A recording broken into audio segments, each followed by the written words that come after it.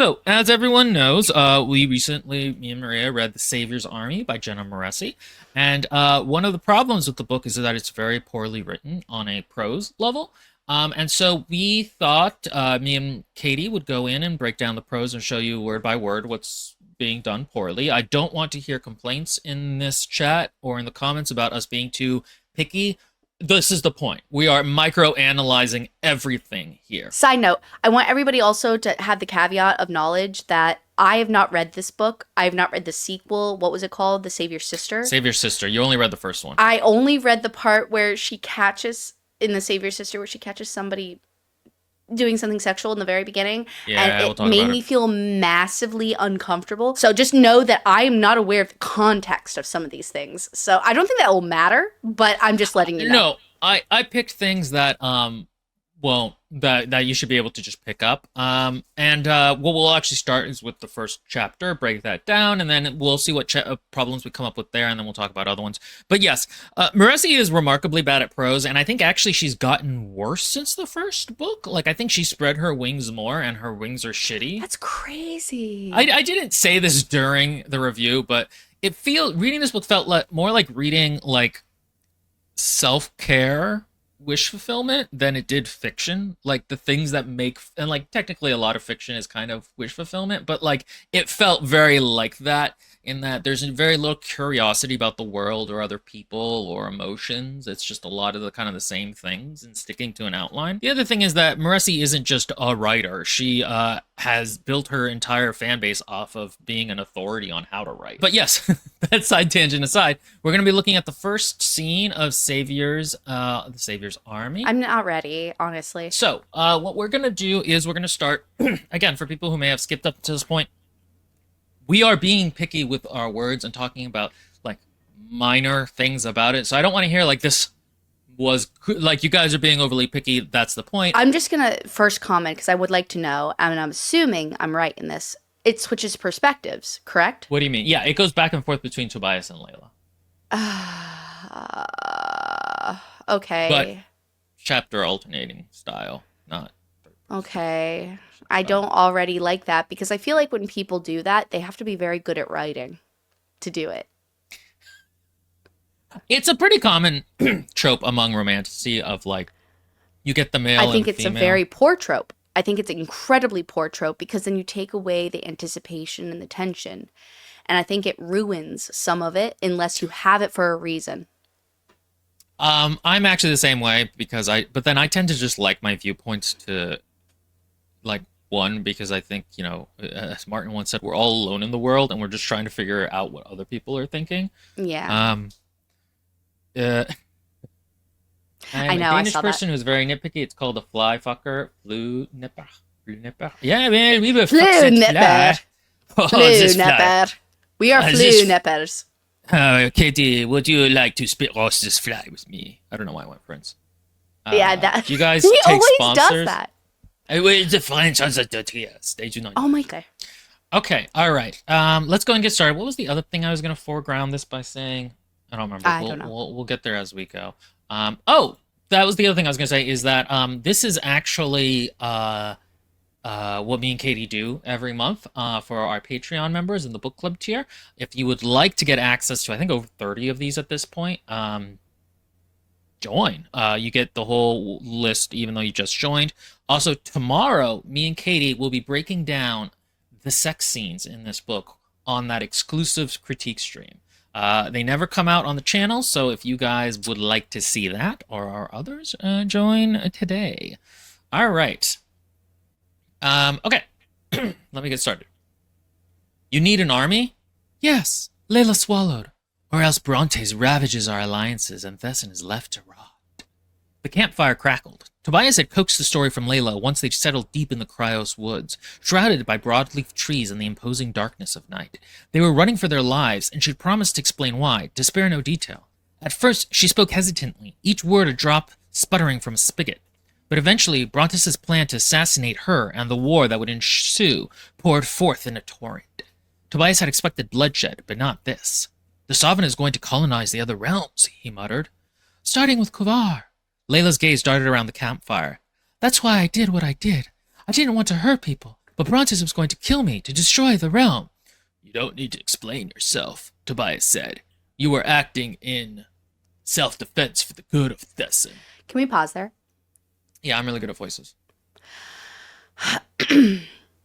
So, as somebody who has not read this yet, my first go is this is incredibly cliche. It seems very contrived. Her explaining herself in this type of exposition seems very biased in the fact that it's trying to deliver to the reader a little review as opposed to it feeling naturally part of the dialogue. And then also, I see you highlighted, she spoke hesitantly, each word a drop, sputtering Maria from especially hated that. Spigot. Why do you dislike it? I'm just curious. So it took me a minute to understand why Maria really disliked it, and it's true. So first off, it's kind of hard to picture a bit, but mostly that's not how a spigot works. Also, spigot. How many spigots are there really? So you're in an ancient world. Like, it's not just a thing modern people have, but it That's the reads a first lot thing I like a thought. hose. Yeah. It feels anachronistic, which, okay, whatever. Just another, like, nick against the consistency of the world. But also, sputtering from a spigot, each word a drop. Spigots don't sputter one drop at a time. They sputter in spurts. They go, and so, and actually, they kind of do it all at once as well. So, if she had said each word a drop of water dropping from the spigot, you know what I mean? Or not sputtering. That I think she used the word sputtering because you know what doesn't make sense though to me? Look, so far Layla in the past has never sputtered. It sputtered being stuttered. Because when you're sputtering in language, I'm assuming like ugh, like you're trying to get it out. And like that kind of works with the concept of like if it's not fully on. Like if it was described as like something, right. And again, anachronistic for sure. But if you're describing it kind of like where it's not fully on, and so it's like that makes sense a little bit, and then it makes sense for that. But it's like weird how it's being used here, just because one, as you said, like first of all, ancient Greece, why are we describing it like this? Just say more like something else. But also, wait, can we just like real quick, I want to go to the Raven Spear real quick. The terms, the term spigot seems to originate from Middle English. So if the sword and the sandal, no, it's not. And then like all that kind of thing. Like, so again, anachronisms. And then I think there is a thing like a spigot in ancient times, but again, it mostly makes you think of a hose because I don't know how really popular they were. The other thing is, again, the sputtering is the problem here. She spoke hesitantly, so each word, so we're speaking about each word, it drops sputtering. So the sputter is like, again, it's not boop, boop, boop. That is not sputtering. It works, but it doesn't work the best. And more importantly, somebody else already said this right here. Oh, wait, no, that right here. It's like she's adding purple prose to each quota or something. That's the problem here for me. More than anything, forget the whatever, the description. Forget all of that. It's just the profuse amount of, let me catch the reader up through dialogue that seems unnatural. And then in between that, you've got that kind of thing. Well, we'll get to that in a second. But also, the thing about it is that a lot of the times the words she uses aren't exactly wrong, but their connotation is a little off. Like, it doesn't sing. Like, there are descriptions that sing, and this isn't one of them. So, for example, let's go here to A Dance with Dragons. We'll share this tab instead. And then I will zoom into 150. The night was rank with the smell of man. Rank is a great word to use there. All of the connotations of a smell that's gross and kind of animal-like. This is from the perspective of a wolf. And musty. And that musty smell. Yeah, and so it's a thing that, like, that is the perfect connotation, and you're actually getting something from it, whereas, like, the night was filled with the smell of man, not the same.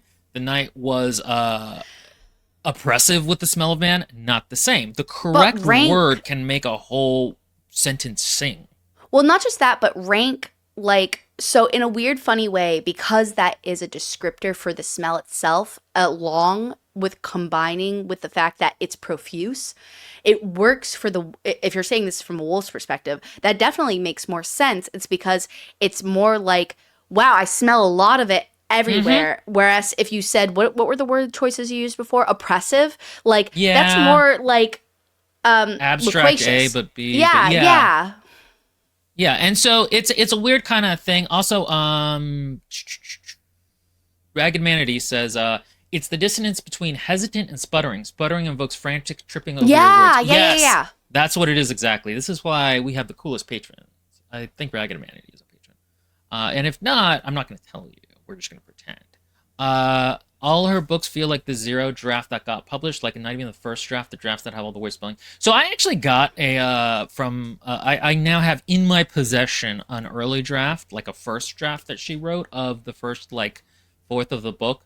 So I'm gonna go through at some point and look at what the differences were to get like a better idea of what's going Oh, on there. dude, But I share haven't it done with that me yet. because if I have more time now, which I will significantly, because I don't work till 12 now, um, I can spend my mornings looking at that stuff.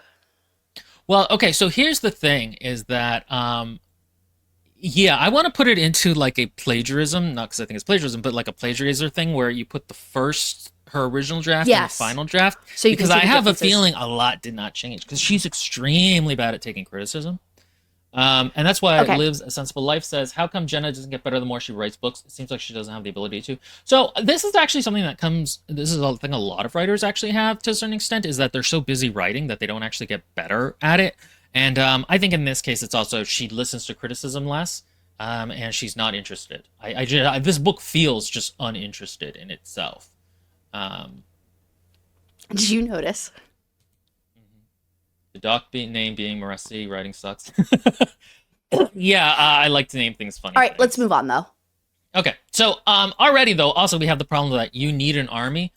Oh Like, God, that's so lame. Can oh wait, put just pause. One of my so that I don't know if anybody noticed my facial expression as soon as you brought this up, but I already like put my head in my hands because I'm sorry. Like, how many movies, how many books, how many things in general have we seen?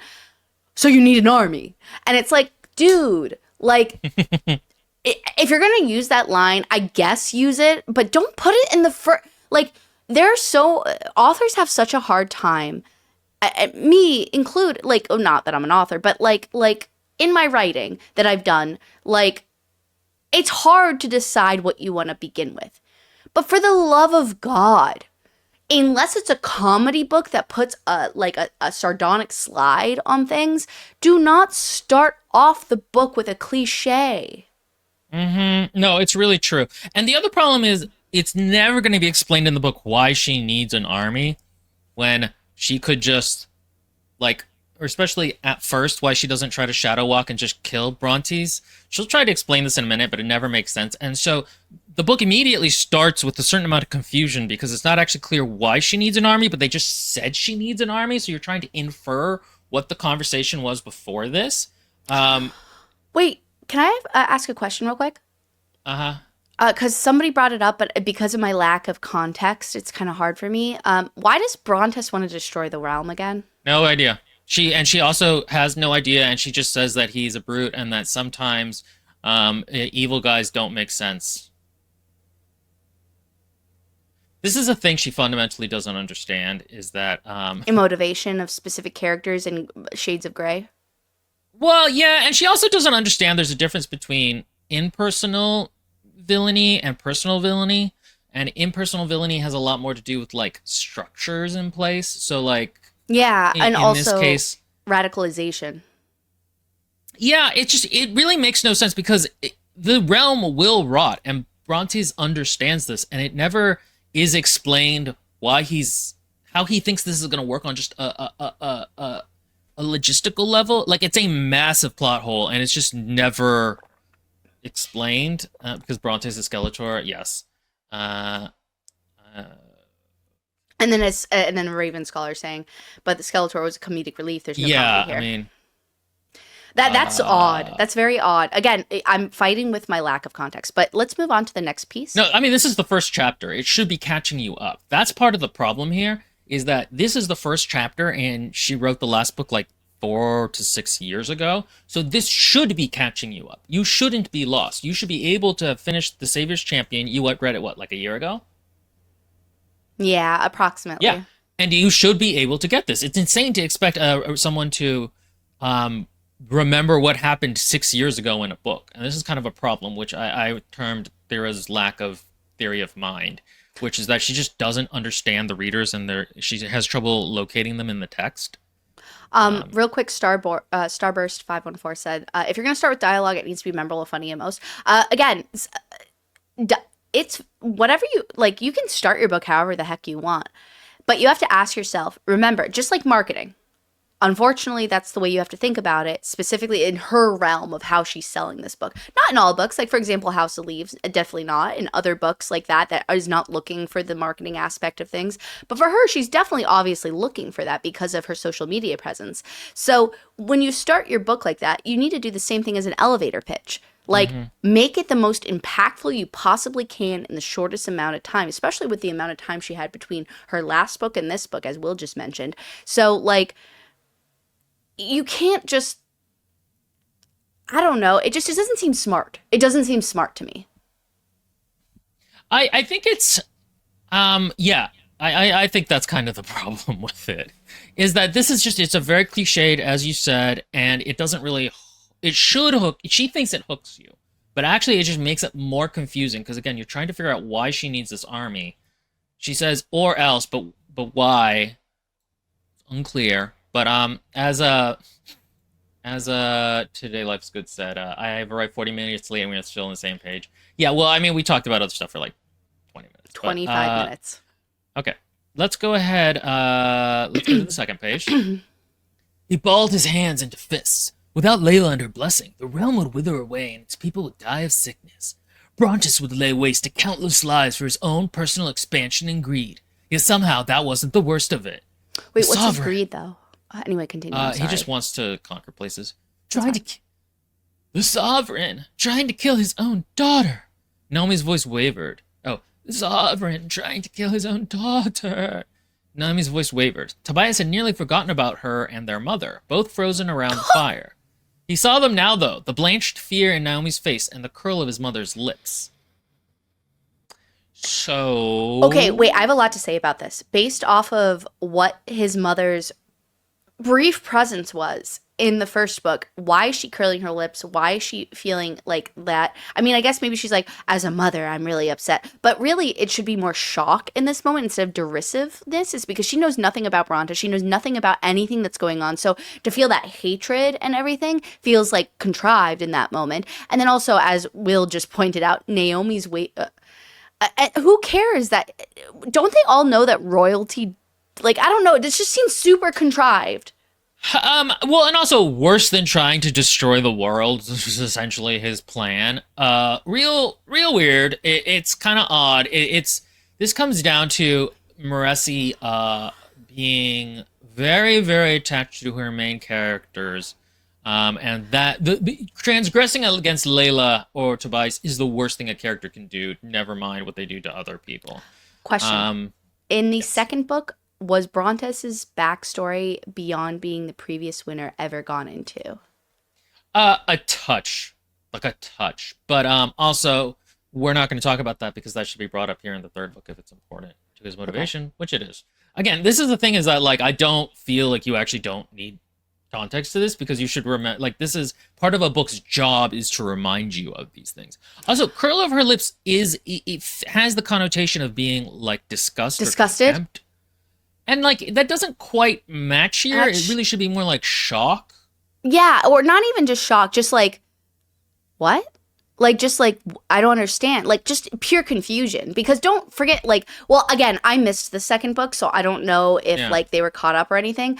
But, like, just being brought into this and sitting there, they should be more like, I would think the mother would be more contemplative. Like, she would be more like, this man wants to get rid of his daughter. I wonder, like, what is motivating him? This is very confused, like more like confusion, because that's how I feel like I would respond. Now, I'm not a mother, so maybe she's trying to do the whole, oh, she's a good mother. But I'll be frank, based off of what I saw in the past, she doesn't seem like a particularly great mother. She just seems like she popped out 2 kids and she's trying her best. Yeah. But like, that's about it. Like, there's no characterization that would allow me. Okay, this is the thing. I just connected it. if we knew more about his mother and we had connected with her and we knew what she stood for and we knew what her personality was, then her being disgusted would gratify us as the readers because we're like, yeah, she sees the ugliness in this. And we respect her as a character, so we like that she feels this way. But we don't know nothing about her. And this is just like, a contrivance because, of course, nobody should think that killing your own progeny is like okay. No, I agree. And the other thing about it here is it's unclear what she's contemptful of. It kind of seems like she might be of Layla talking. Like it's a little unclear in that way. I don't Yeah, know. that's true. Yeah, because to me that's my immediate reaction. Then when I think about it, I'm like, okay, she's referring to this idea of killing your own daughter, but it's not quite clear. So, I don't know what to do now. Layla looked down at her lap. I knew we had to escape, that he'd come for you, but now, how am I supposed to gather an army? Brontes has the entire Thessian armed force, plus countless sellswords. You have your magic. And what will that do? Am I to heal Brontes to death? Bless him into submission? My power has its uses, but it's not much of a weapon. Pause. Yes, it is. You collect people to revolt and you can constantly heal them super easily, so you are a massive force to deal with. Okay, so already so many problems with this. A, you can shadow walk anywhere you've been. You can instantly transport up to 40 people. Like Maria says, the first thing they should do is go find a bunch of sellswords and be like, hey, I'm the leader of Thesson. I shine, so you know for sure I am. We're going to go depose my evil uncle, and I'm going to pay you a bunch. And they're like, okay, cool. And then they jump to try to kill him. His bedchamber. I forgot about this because it's in the second book. She's literally a serial killer who can teleport at will. I mean, it's actually really true. But the thing is, Moreci forgets this at times, that Layla has done terrible things and kills very easily. And it's like, it kind of changes to how and when she wants to do girl power. Okay. Let's see. She was right. Okay. I think, right? Bless him to submission my powers is useless, but it's not much of a weapon. Okay, so also, what could you do? You could go find some lepers and heal them. That worked pretty good for getting Jesus a following. I don't know if Moreci knows about that. But it is very much a power.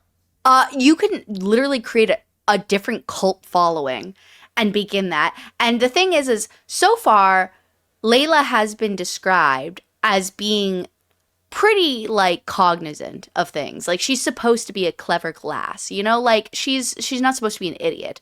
And so why wouldn't she think to herself, you know what we're going to do next? We're going to build a religious force with me and we're going to go against him. Like this seems boring.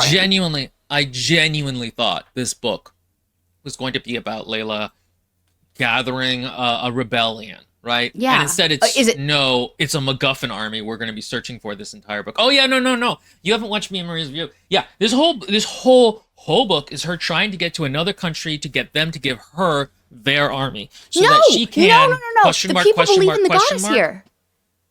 Yes, people believe she shines in sunlight in a way that no one else can. She can heal people in a way no one else can. The common people think Brontes is terrible and they don't like him, and they think that Tobias is the real good person. The whole book is insane. That seems very... Oh, she's already a religious figure? Yeah, I mean, she is their saint. That's weird. Why didn't she do... Because that would be way more powerful as a story.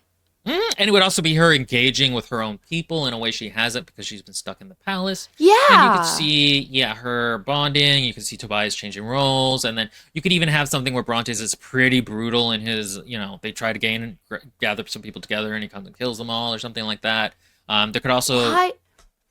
Wait, real quick. Why do you think she chose to do that? Like, what did she personally get out of the experience of writing that I'm going to just be uncharitable, okay? I think... And the thing is, I keep trying to come up with a way to gussy this up into a term that doesn't sound insulting. I think Moreci is dumb when it comes to the physics of her reality book. Like, I just don't think she's thought of this stuff, and I think she has an extremely rigid way of thinking where she can't change the story once she wrote an outline. So she has to stick to the outline no matter what. She can't, like, I've heard from beta readers and other critique partners and stuff like that, like, she can't introduce certain things into the books because she thinks it it would violate a rule, but you could just change the story so it works Yeah. better. Like it's a very odd thing. I think she has I don't know. I Also, think she's look, just dumb. she rejected her Danny Misa moment. Yeah, she did. Yeah. And that's a powerful moment. Belief, love, dedication, support, that kind of thing. Like, I mean, not that she really built it up in the previous books, I'm assuming, especially in the sequel, but like, I don't know, just Caesar would have had a lot to say about 40 knives out of nowhere, not for the knives getting to. That is actually a really good point, man. I wish I'd thought of that line. That's really good. wait, like, in regards to like, think of this. Okay. In terms Because of I know Layla about showing Caesar, up but wherever Brontes is and murdering him with 40 guys with knives, oh like, yeah. she can shadow walk and bring people with her. It makes no sense she doesn't. And the thing about it is, the book isn't even like they tried that. Like, the first scene of this book should be her and Tobias and like 10 guys they've gotten together, Oh my god, trying, yes. trying shadow walking, going to Brontes's room, and it's actually a trap. He planned for them to do this, and they don't know where he is now. So they get out, but they're like, okay, shit, we can't do that. Now we Yes. move on to the next idea. Yeah. Imagine if it had begun with take a left and then a right. The palace is guarded on the whatever side, Hmm. something, and then you see Layla like commanding them and like being a leader in that moment, like stepping forth, like because time has passed. Because that's the best. That's so gratifying sometimes. Like you want to see a character's growth, but I'm assuming we would see some growth. So I mean, we have theoretically in the first Yeah. book and everything, and then like I mean, it's inconsequential overall, but like you know what I mean though. And like imagine if we had like a little bit of a plot jump and then you Hmm. you like all this experience and you can use flashbacks to go back to it and then that would be very like a nice like buffer zone like where she's meeting with Tobias during some of those things and like you build up the relationship and then also some of her like new relate like maybe she bonds with some of the 40 people or whatever, like whatever the point is though. Hmm. And like you get that through the past but you also build it up in the present in the moment and then they go in and like you said like she's doing all the thing but it's not good enough and that's how they know it's not good enough and so they have to overcome that with a larger force in some way. Like that makes so much more sense. Yeah, it would. There's so many more things in this book that would make sense, but I realize we're not really focusing on the writing, so No, we're not. Sorry. uh, okay. She was right. How in God's name were they supposed to assemble an army? Layla, the holy savior of Thesson, dethroned and forced into hiding. His mother and sister, villagers who'd never known tactics and treachery. Tobias, a laborer, somehow leading them all. You'll get an army, he said. I swear it.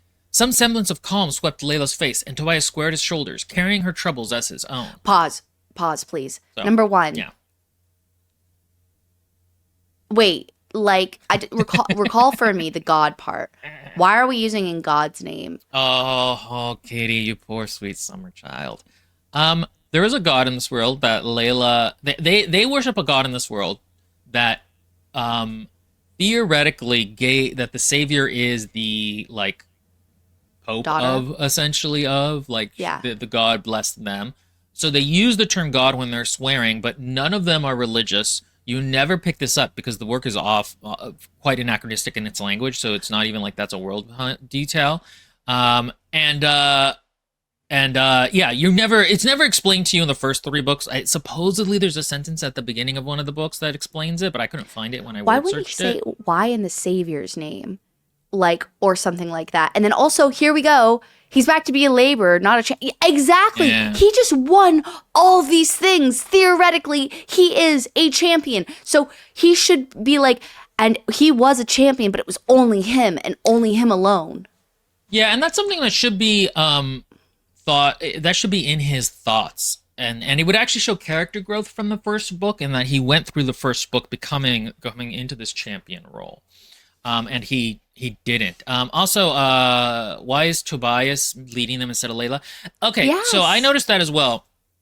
Immediately, the thing is that, and again, he's a man. this is gonna sound uncharitable to Moreci. I think that Moreci is stuck between two things. She wants to be feminist, and she thinks feminism is ladies kill people and do badass stuff. But at the same time, she actually wants Layla, a soft girl who is the beneficiary of Tobias's mental or constant emotional labor. And the two things don't match. So every once in a while, she just defaults to Tobias being the main character and leading the action. And I don't mean every once in a while. I mean for the first like 2/3 of this book, it's like that. Tobias just automatically takes the lead, and I'm never quite sure why. Um, Interesting. And then also some semblance of calm. How generic is that? yeah, Like, why don't you just say her eyebrows relaxed, and her eyebrows unfurrowed, and her lips relaxed, and he realized that something in there, and then her or maybe fondness. He could see the fondness sweep over. Like, I mean, I'm just pulled this out of my mhm. ass, but like, it's like he could see the like she, or no, not even not see the fondness. Stop saying it. Well, Her eyebrows relaxed, her lips relaxed, whatever, and then she touched his arm and patted it or something like yes, that. that would be such a stronger thing, and like an actual action to show it. Yeah. Semblance also, this is abstract language. You don't really want abstract That's what I language mean. usually. Yeah, this is one of the things I'm constantly talking about. Swept is better in terms of being a little bit more Yeah. physical, but it's still like this is just kind of hard to focus. Whereas again, like what Katie said, where like she squeezed his hand even or something like that is a much stronger action that makes you realize what's going on. And Tobias squared his shoulders, carrying her troubles as his own. Okay, this is a thing that will constantly be, and I talked about this. She does this thing constantly. Let me go over here. Where Moreci will Oh. Oh, I will see. pair a concrete description with an and then characterize it with an abstract one. So the one that obviously I hated most was sand crunched beneath his sandals, a soft scream as they made his way down the road. So have you ever had sand crunch and thought, "Oh, that's And it like a sounds like soft a soft scream"? scream. What the fuck? I think she's trying to. In this case, he's gonna go kill some assassins. So I think it's like it's meant Reflecting that. to, yeah, reflect that. But it does not make sense. It's like it on such a fundamental level feels hard to. It's ridiculous. It's just a ridiculous thing. Sand cannot sound like a scream. I'm sorry. A No, door at best a hinge, whisper. At a best rusty a door whisper. hinge could be a scream or a shriek. You know what I mean? Or A rusty like door hinge. or a loose floorboard that you click you not click that you walk on it. It's like like that works like a meow or something. But no, the best you can get from sand at a vocal level is a whisper because it's like a Yeah, or maybe like even hiss is going a little too far. yeah, Like I it's would just agree. not a thing. It low key sounds like Chat GPT wrote it. Okay, so the thing is, this was a problem in the first book, so I don't think Marissa used AI, but it I does don't know. feel like that. It does feel like she did. You Again, know I what's don't funny actually is know. that what little I've had experience with AI in the creative realm, especially with the students because they keep trying to cheat and everything. Hmm. Sorry, I'm distracted by a bite I have. Anyway, I'm gonna put it down. But so with that, I don't even think AI would be that bad. Just uh, Yeah, I no, it's don't think that's it the would be thing. that bad. There's an intentionality between how little this makes sense, but it does genuinely feel like Jenna often would just like pick a word that was sort of close in a worm cloud, word cloud, not a worm cloud. What even?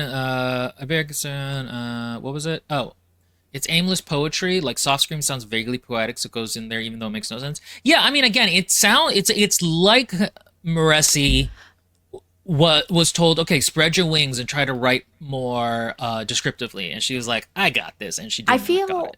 also like maybe like I mean this is a big like I'm just like throwing this out there as a supposition. It's almost like you're like give me some really good alliteration. And then Hmm. you see some alliteration lists and it's like soft scream or cramped camp or something like that and she's like, "Yeah, I like the way that sounds. Copy paste Paste. and I Yeah. like it with the sand because it's sand soft scream so it sounds like Honestly, and I that just works wish for she had. me."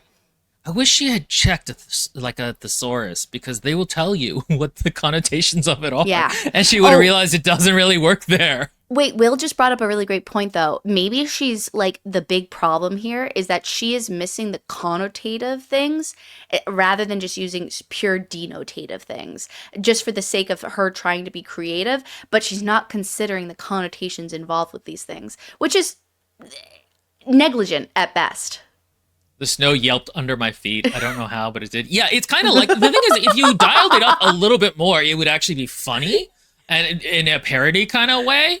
But it's like that. It just doesn't make any sense. All right. A couple of other since we're here let out now. a fart when he walked. Everybody, guys. So like another one, for example, is she eyed the tall red doors, each wooden slat a stream of blood, and her mouth went dry. So that one is closer to being good, but like a wooden, it doesn't quite make sense because a stream of blood is more of a liquidy thing than a door is. If it was more like the red varnish, the tall red doors, wood varnished, thickly varnished and glittering in the sun, a stream of blood, not glittering in the sun, but you know what I mean? If she's focused in on the varnish of it as like kind of a liquidy thing, but a stream of blood doesn't work for just wood. No. Like, so clearing her throat, she marched up the stone steps to the villa. She eyed the tall red doors, each glossy with the varnish of and then like put some world building stuff in there, almost as if each wooden slat was slicked with a stream of blood brushed across it, like, or something like that. Like where you're like, oh, it's a lacquered level, because then it really paints a picture of that like Will just said, like wood won't just magically look that way. So, but if it's a lacquer and it's shiny, then like it could then at the very least look like it would be even cool, because then you can even make an allusion to like biblical stuff with the whole lamb's blood, and you get like, if that's what it had to do with, like, unless you're just throwing this out. But then again, yeah, like part of my. DFM Afton says, she eyed the tall red doors, each slat bloody with fresh paint, and her mouth was dry. Much better. Much better. Because again, you're tying in the actual, like, well, the connotations of wet, or a stream. Yes, so, exactly. It's just one of those things. Also, Flame said, they have no mouth, yet they scream. That's very funny. Also, we're almost up to 300 viewers. We're at 277. I hope we provide some good insight. Stream. I mean, I think maybe the title I picked was a little. What was the title? Jenna Moreci is bad at writing. Savior's Army prose breakdown. Oh, wow. That's right. And I don't know if you saw the thumbnail, but actually go look up the thumbnail real quick. I saw the thumbnail. You picked the worst faces for us. No, you look so in pain, and that's exactly how we feel. I knew it was going to be happy. Okay. Some other ones, muggy with, fire blossomed in Tobias' chest, but he rooted himself to the ground, festering in the flames. So festering here is just the wrong word, because we have a fire metaphor, and festering is a rotting thing. What did I say about the alliteration shit? She keeps doing it. She keeps doing it for some reason. Oh, you're right. Yeah. Fire, because fire, and then festering in flames. She's like, yeah, but I like the way it sounds, so I don't want to change it. And it's just like, fire blossomed in Tobias, but he rooted. Wait. Fire in his chest seems like passion. I think in this case, it's anger. Okay, that works. So, I would rather just say fury. Like, just say fury. Because fire is ambiguous to me. And fury blossomed in his chest, but he rooted himself in the ground. What could we use instead of festering with an F word? How about fanning? No. Fanning the flames within himself to make it stronger or something. I don't know. I don't know. Yeah, it's something where like just festering though does not match here. You can't start a fire metaphor and then go to a rotting metaphor. Yeah, that doesn't this really is make another sense. one of my faves. Trailing kisses along her ivory flesh while his hands trekked down to her thighs. Trekked. The word that has the connotation of walking, but it's hard and you're kind of not that happy about it. You're trekking. Yeah. Like Katie said, oh, yeah. Oh, he's got a backpack as he goes down her thigh. Like, what are we doing? Why? How did you pick that word? I said this in the review, but this is something where, like, someone who is ESL might make mistakes like this. Understandably, because English is not their first language, and there's a lot of connotations words have that you just don't get if you aren't born into the language. His hands. I mean, trek down's not the worst of her offenses, first of all. No, but that being trekked said, but it's just completely. Well, it sounds like hard completely work. Wrong. The thing is when you trek, it's a hike. So the problem there is that it's difficult. So having sex with Layla is hard work. Yeah. So, Star trekking down her throat, also good. what about Thighs. trailing? Why didn't he trail his fingers down her thighs, first of all? How about Slide. like littering kisses along her, or like trail, following following the beat of her heart. Oh, I don't know, whatever. But like the point is switch it around, and then instead of trek down her thighs, why not fluttering? If you want to use like your fingers flutter, or like usually when I'm gripping my man's thighs, I'm like Okay, bringing it Katie. down. This is a Christian podcast. No, I'm it's ESL, not. and I don't think it happens at this level. It more so happens with simple words, funnily enough. I mean, the thing is, I think you can get there as an ESL person. Like, I don't think it's impossible. Oh, Ellen, for look, example, doesn't speak English natively, but she's incredibly good at writing. I like planting Planting kisses kisses. because it's like mwah, like a seed. Mwah, mwah. Like it's like Yeah, you're putting that a seed planting in isn't each bad. place. Yeah. I actually think she meant trailed, but must have. That Oh actually is no. really fun. But here's the thing: she had beta readers, she had critique partners, she had an editor. This should have been caught. It's bizarre that it wasn't. A battle cry in calming waters. That's the other one. Yeah. Wait. The people chant in unison. The people chant in unison. A battle cry washing over Tobias like calming waters. No, no, no, no, like a torrent. Like, because it's supposed to empower him, not calm him. Yeah. I mean, it just you can't a battle cry washing over Tobias. You can't like calming waters. And I mean, in this case, it's like he was being tortured, and they're like, stop torturing him, kind of sense. But like even then, calming waters is not. They don't. A battle cry does not wash over you. It just the battle cry is loud. It can't calm you by washing. It could like again, the connotations of these words are incorrect. Wait, a battle cry washing over him like a rising wave or something. Like, yeah, you see what I Yeah, mean? Surging through him. That's great. Surging through surging him. is better. Him, buoying him like a racing wave. These are all things that are like closer. How is a battle Yeah. cry calming? What? Yeah, that's basically it. Isn't a battle cry something specifically not to calm you? Yes, that is Yes. actually a really good point. This also was just weird. The room felt quiet, though it was stilted. How is it quiet? That's How is the it worst quiet? one yet. That is the actually genuinely the worst Yeah. one, technically. Here, Though let me it look was up a thesaurus stilted. real quick. Stilted is Oh, that means stuttering. It means it's going and stopping, going and stopping. yeah, stiff, lacking ease, often pompous or awkward. It suggests a lack of natural flow. And that just doesn't how silence works. You could theoretically be like it's kind of a better word would be like uncertain, maybe could be kind The of room one felt or quiet, though the no. Instead of saying, well, first of all, she already ruined it by saying though, and by a comparison. Just say the room felt quiet. Period. There was like the atmosphere felt like I'm again pulling out of my ass, but it's like the atmosphere that well, sort of. The atmosphere was heavy, and the anger, like describe the feelings that seemed to be buzzing in the room. to be honest, yeah, no, I agree. That part of it is okay. So one of the things I actually looked for, and we'll talk about this. The room slipped into uneasy silence. Very nice. Very Simple, nice. so simple. Yeah, no, it's simple and it's much more descriptive.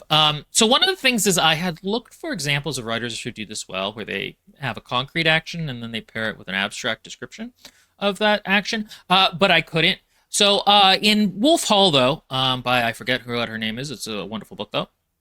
They do more of the kind of abstract language. So I kind of want to show how that can work, how you can Yeah. bring abstract language into your work. So, for example, in this first chapter, they are taking apart the cardinal's house. Room by room, the king's men are stripping York Place of its owner. They are I bundling remember up this parchments and scene. scrolls, missiles and memoranda, and the volumes of his personal accounts. They are taking even the ink and the quills. They are prying from the walls the boards on which the cardinal's coat of arms is painted. So, we have a lot of very specific language afterwards, though. But either way, stripping York Place of its owner. That is a kind of abstract way of describing what's going on. Yeah. But stripping is such a good word for it. It's such a good adjective. Adverb. Guys, I have trouble with grammar. We've talked about this before. Bro, Adverb. shut. Stop it. Will, you're just screwed with us. It's a verb, everybody, and he knows it. It's maybe. But like it's such a strong one, and they're stripping of it its owner. It is a much better example of that. Where was the other one? Oh, okay. Here's another one. They bring out the cardinal's vestments, his coats, stiff coats. I think that's supposed to be stiff with embroidery, strewn with pearls, encrusted with gemstones. They seem to stand by themselves. The raiders knock down each one as if they are knocking down Thomas Becket. They itemize it, and having reduced it to its knees and broken its spine, they toss it into the traveling crates. That's so good. So we have here okay, so here's the thing, guys. I'm a little bad at describing these things, which is one of the reasons I like to do these streams, actually, is because it makes me wait. better. It ups my game. But can you clarify real quick for this one? Stripping of its owner sounds like evicting someone to me. They are evicting him, aren't they? Yeah. They're evicting him from York Place, but the thing about it is that it is kind of the main character doesn't like it. He doesn't like that they're doing this. It's an unjust thing. So a lot of the language is built so it feels like around ransacking. Even here, even here, he uses the term raiders here. So it is, that's how it's supposed to be characterized. But okay, so he starts up, she, because it's an off the wrist. She brings up this idea that they're so stiff, they seem to stand. So you're like, oh, that's the metaphor, their stand. But then she continues it. They're knocking it down. And we understand they're not literally knocking down these things, but abstractly, the image continues, the metaphor, as if they are knocking down Thomas Becket. They, having reduced it to its knees and broken its spine. And the other thing is that's such a clear mental image, much more so than soft screaming. You know what I mean? Like that fits the metaphor that's been set up here. Yeah, it's because it's a coat or whatever, right? So it's like it's clothing. So it's the outline of a body. So of course, if it's so stiff that it almost stands by itself, it kind of has a spiritual spine to it because of all of the all the things on the piece of clothing represent the success of the previous owner, and they're stripping him of it. So they're breaking his honor, his pride, and his spine. So it's like taking it out. So that makes sense. Yeah, it's very true. Stripping in general is a far more evoking word to use rather than ransacking or evicting. Because stripping is like...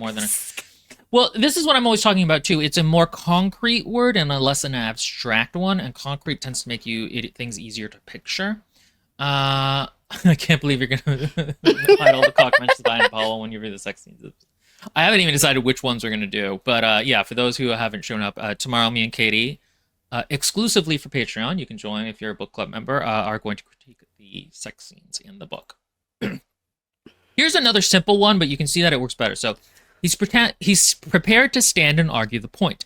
Have I missed something? This palace belongs to the Archdiocese of York. When was Lady Anne made an archbishop? Go down, because the way it looks visually, it looks like you're highlighting the wrong area. Just click on that next paragraph for us, so that way we can follow along easier. Yeah, it's not that one, is it? It's the next one. Oh, you're right. I'm dumb. Yeah, okay, there you go. It was confusing for me for a moment, so this is a problem I have a lot more. I'm dumb. So, can we just talk about how that's kind of slyly funny? When was Lady Anne made an archbishop? Because it's Anne Boleyn's going to be taking this over, and he's like, it belongs to the church. Well, did they make her one? Like, again, that's kind of slyly funny in a way that Moreci will never be, because she would write it as, when did Lady Anne gain a cock and become part of the cock brotherhood of cock priests? Yeah. No.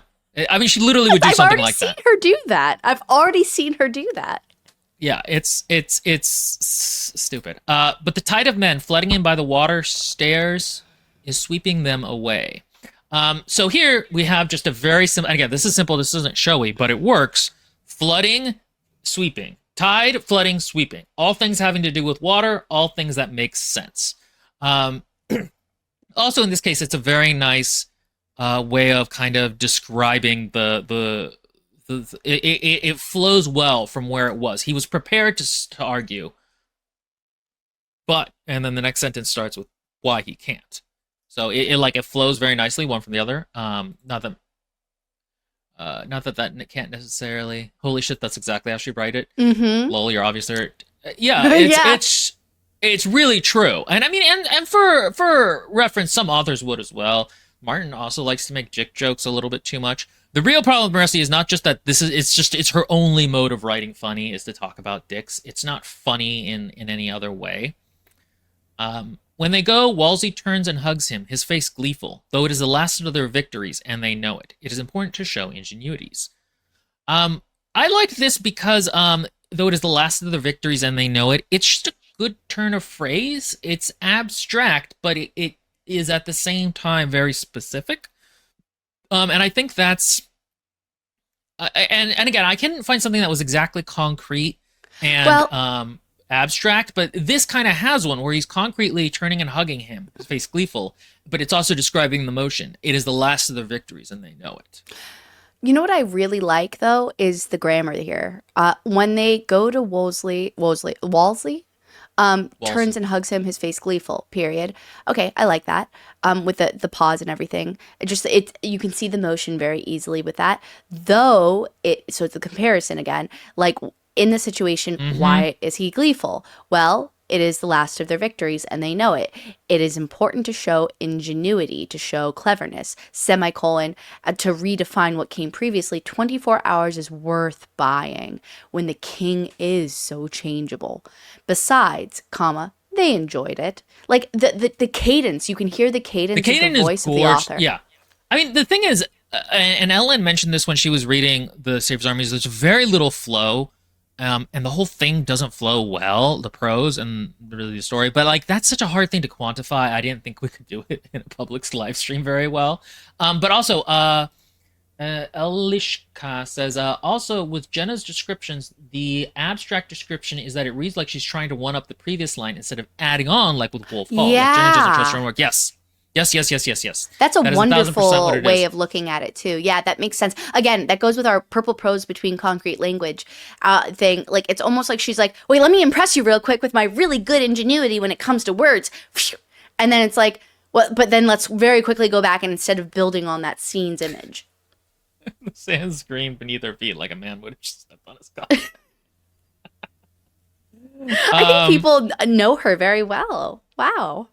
That's like Suffolk. To think the letter of the law is some kind of luxury. That's just a very nice little turn of phrase. It also helps characterize I Oh, don't the know, I forget the main alliteration character's there. name, and that he does care about law a lot. But yeah, and that's how you use alliteration well. It's Cromwell, I've been told.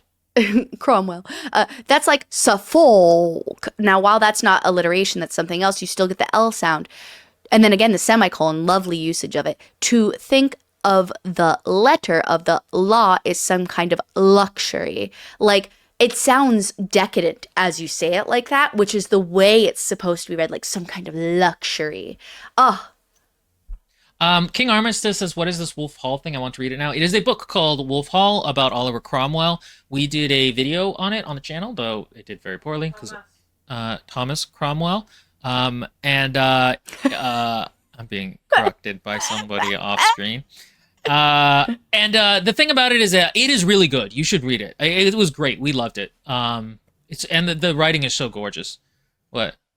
Tobias? Sorry. Tobias trudged across the sand as always. It chanted, and I was listening to sense beneath his feet. that's funny. See, if she That's did really something funny. like that, that would be funny. That feels like a Terry Pratchett thing, It almost. does. Like, Like that's that's a very British genuinely humor funny. Good thing. job. Yeah. I don't write as well as Wolf Hall Darn. I need to. I mean, nobody does. I mean, that's the thing is, I mean, I should have said this earlier, but like, I am comparing her prose to some of the best prose that I have read, in terms of like Wolf Hall. But I don't necessarily expect her to get this good, but she needs to be better than she is. And also, I wanted to do it to elucidate to you guys what's wrong with the writing. I often think that people don't point out. Well, I think arguments are unclear if you don't show their way to do Yes. something well as a contrast. A more concrete understanding of why don't you like it. Mm-hmm. And actually, okay, so this is a good example here. They settled their campsite, pouring dirt over the cinders and where are fashioning you? pillows out of lumpy satchels. Where are you? Oh, sorry, I forgot to. So we're gonna go back to here. So one of the biggest problems with this book is that there is no real description of what's going on. So let's look at from the beginning. We have the campfire crackled, broadleaf tree. Okay, campfire crackled. I'm gonna mark these in blue, shrouded by broadleaf trees in the opposing darkness of night. Okay, so Okay. far these are our only real descriptions. I mean, there's also a campfire over here, but no descriptions of what place they are in. No. Okay, they settled their campsite, pouring dirt over the cinders and fashioning pillows out of the stumpies. Leaned against a fallen log, looking into the woods. Okay, that's it. Source of his flaying strings, his swiftly improving fighting abilities. My brother and the next sovereign. Do you love her? I want to hear your romance from start to finish. A grand bliss. Okay, so It doesn't there say has been anything like else. no real description of where The they setting. are as a place, as a setting. And it's funny because there's a chapter later where they go to like a Venice mask, and like she actually lists some stuff that's like in the environment, and all of a sudden it feels 1,000% more Concrete, like it's a real grounded. place. This is one thing Martin is actually extremely good at doing, though sometimes he talks about food too much. Leagues away, in a one room hut of mud and straw with a thatched roof and a smoke hole and a floor of hard-packed earth, Vermeer shivered and coughed and licked his lips. So already, and you don't even see, again, it doesn't even take a lot, but we have one room hut of wood and straw with a thatched roof and a smoke hole and a floor of hard-packed earth. He's breaking the rule of threes to make it a rule of fours to give you a sense of kind of going onward. Place, yeah. Uh, Wait, you know what would have also been really good to use is just Scorpio races in that one scene we've already done a million times because that's a great environmental scene. Yeah, I wanted to do this because it's a little bit more. I didn't think of that, Succinct. but also because it's also like, yeah, it's succinct. That's one of the things Martin is really good at, is being succinct in his prose, unless he's talking about the Iron Islands or Dorne. The air smelled of mold and damp. The ground was cold and hard, and his fire was giving off more smoke than heat. Ah, perfect. You can He's already also picture utilizing it. rule of threes here. Yeah, that's one thing Martin is really good at doing, is he uses short sentences and rules of threes that are easy to picture and give you a sense of.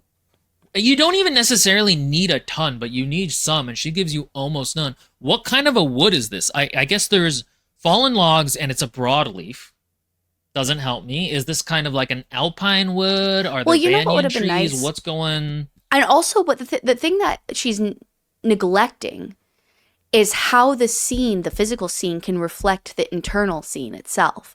And so, let's say they're in a swamp. I'm picturing. So like in have you ever seen the movie? What's it called? The Patriot or whatever. And it's with like Mel Gibson or I don't. It's not Mel Gibson, but it's like somebody like that. And Yeah, no, it's Mel Gibson. Okay, cool. You know the scene where they're like in the swamp and they're like hiding out there and everything, hmm and it reflects how they have to use guerrilla tactics and hide in the swamps and stuff. So it's the same thing here. So and we're even talking about like them being rebels basically. And so why not Yeah, describe the real bad conditions that they're within and just say it's a wet night, like make it miserable for them, like build on it, say the no, rain sputtered down and like you're oh good, completely this is sputtered. it's completely true in that an environment should mirror what you want the characters to be feeling in that moment. That's what she's Yeah, trying to do when she says the sand soft screen is filter the environment through the eyes of through the viewpoint of the the character. character. But so even here he goes. He moved as close to the flames as he dared, coughing and shivering by turns, his side throbbing where his wound had opened. Blood had soaked his breeches to the knee and dried into a hard brown crust. Crunchy details, as somebody here said. But also, like, that is so much more engagement with the environment than Tobias just laying down. And Tobias, let's remember, is wounded here. He says Oh, I this. see This is it. actually almost a good direct. Tobias leaned against a fallen log, looking out into the woods. The bandages wrapping his torso pulled. It surprised him how little the laceration on his back hurt, until he remembered the ball of healing light in his lap. Leyland nestled against his cheek, eyes closed, his Chest, black yes. cloak slung over them both like a blanket. So there could have been description here of like it hurts a lot because he's against a log that is, scratchy or something like that. It's not Wait, integrated into the scene. so The facing from the description. others, Tobias leaned against sorry, I'm just processing Mhm. real quick. Leaned against a fallen log. You know what? Wait, but wait, wait. Hold on a second. Okay, go ahead. I'm just going to be frank. I mean, again, nitpicky, but the log has fallen. How big is this log that he can lean against it? I mean, It's not tall so enough for him to lean against. You know what I mean? He would sit on it. I think maybe he's leaning his back against it. Oh, so is he sitting? Does it say they're sitting? No, but they settled their campsite. But that's You're not actually right. No, I imagine it actually is unclear of whether it does kind of sound now that you're saying because it, the that it way looks like he I'm was picturing it, right? I'm picturing standing. there's a log right here, right? And like he's standing, but he's leaning against it. So I'm picturing him Yeah, like, it's so funny. Yeah, it could have been. It should have been a little bit clearer. A description, in my opinion, should always be notable on either context or contrast. If it's not, it shouldn't be written. But with Jenna's stuff, there's neither. Nothing that stands out or has personal connotations. Yeah, descriptions have to serve double duty as both helping you picture what's going on, but also telling you a story. Um, yes. Hold on. I want to go up because there was a really good comment about. Savior's entire world dressing. Well, I think what helps that Wolf Hall's prose are more interconnected than That's what we were saying before. Jenna's. Okay. And the thing that jumps out at me is that Wolf Hall's prose has a texture, a mouthfeel, and Moreci's prose just doesn't really. Yeah, there is mouthfeel is a really good word for it. You say it and it feels in your It's mouth a pretty. certain way, and it's a texture. And yeah, in a way that, and again, Moreci does not need to reach the heights of Wolf Hall. But she needs to be a little bit better. And also, there are also ways that authors can be better and worse. Oh, hey, Thank just you. Orange. It's a joy to catch you guys live. Yeah, Oh, thanks. and all of you guys who have said that previously, we've just been talking and I didn't want to Yeah. interrupt him or him me, I'm sure. But yes, thank you. I'm really glad you guys were able to make it. On a side note, settled their campsite, what does that even mean? If you are not a camper, what does that mean? I would Well, love to know. I mean, I know. Okay, to be but- fair, a little bit here, pouring dirt over the cinders and fashioning pillows out of lumpy satchels. She does kind of. Oh, describe it that. does say it afterwards. Yeah, I just kind of zipped through it as the thing because I wanted to get Then, to the other but part. hey, but why even say they settled the campsite? Just say Disagree. they poured. Rusty Aster's But There's also. no. Yeah, go ahead. No, you go ahead. I was gonna say, but also she could have just said instead of saying like, I mean, again, nitpicky, but just say, or better yet, they settled their campsite, pouring the dirt over the cinders. He did this and that and that. And his mother fashioned pillows out of the lumpy satchels while his sister did this and this and that. He did this and this and that. Well, because then what the point it's of more saying specific. this, well, not just that, this allows her the opportunity to show the characters interacting with each other physically and maybe even characterize their relationships with each other thus far because we're catching up. So maybe like Layla goes to help mom and mom's like, get off me or whatever the heck, like, or gives her a glare. It's an opportunity to build the character relationships and she's just glazing over it. It's true. There could be like little in the Night of the Seven Kingdoms that we had just watched, there's this moment where there's a flashback to the main character who was a squire for this elderly knight. Yeah. Who like is mostly comic relief, and you don't really hear a lot about their relationship. There's a small thing where there's a montage, and there's a part where they're both, because they're poor, they're huddling under a tree while it's raining, and Donk, the younger guy, he cuts Yeah. up some feet and he just hands it to his mentor, and his mentor eats it while he's also eating his. And like that's just such a small interaction, But but it it tells you shows you. so much about the intimacy between them in terms of like we are past the point where we need words like this. Like we're just doing the thing, like we're husband and wifing almost. Like Yeah. it's and a little thing like that can go a really long way. Or in Shogun, there's a part where when the love interest and the main guy, he helps her off the floor, and she puts her hand over his hand in a way that's so intimate despite being such a small Yeah. detail. I'm going back to these because these are just ones that I remember, and obviously they're visual ones, but like those small interactions can tell you a huge amount. And the thing is, humans are social animals. We understand very small subtleties in interactions because we needed to survive in a social structure. So Yeah. even very minor details can really, our brains will pick up on and go, okay, this is what's going on. Oh, wait. We have a comment I want to address. Honestly, I don't get it. Usually you complain about people over-explaining. For me, this is one of the few quoted scenes that seem to work. It is actually one of the few quoted scenes that does work. Absolutely. But we're nitpicking it. So, like... No, And, so okay, no. fair enough. So I was being here's what kind. I was gonna say. No, here's what I would say. Just because we mostly complain about things being over-explained, even though I'm not really sure that's true, In this case, there needs to be more physicality and small things that explain it to you, again, in a somewhat subtle way. So, like if Naomi and her mother held hands while they were sleeping, like Naomi reached over Yeah. and held her mother's hand, That they're and her mother scared and wrapped her they're other hand gathering. around her. Yeah, Yeah. that tells you it's a sentence and it tells you so much about them without saying Naomi comforted their mother by or my own Naomi comforted her mother, and a semblance of calm washed over her mother's face. Well, Fucking terrible. yeah, but real quick, pause. I just want to also add, you never, when it comes to like creative writing, there are some things that are needed, but really it's a matter of what can you do to make the scene pack the biggest punch and make it really impressive in one way or another. Not just like action or words, like it has meaning in it, right? It's not just dead space, because the biggest thing that I've learned through writing and also reading is that everything must have a Chekhov's gun.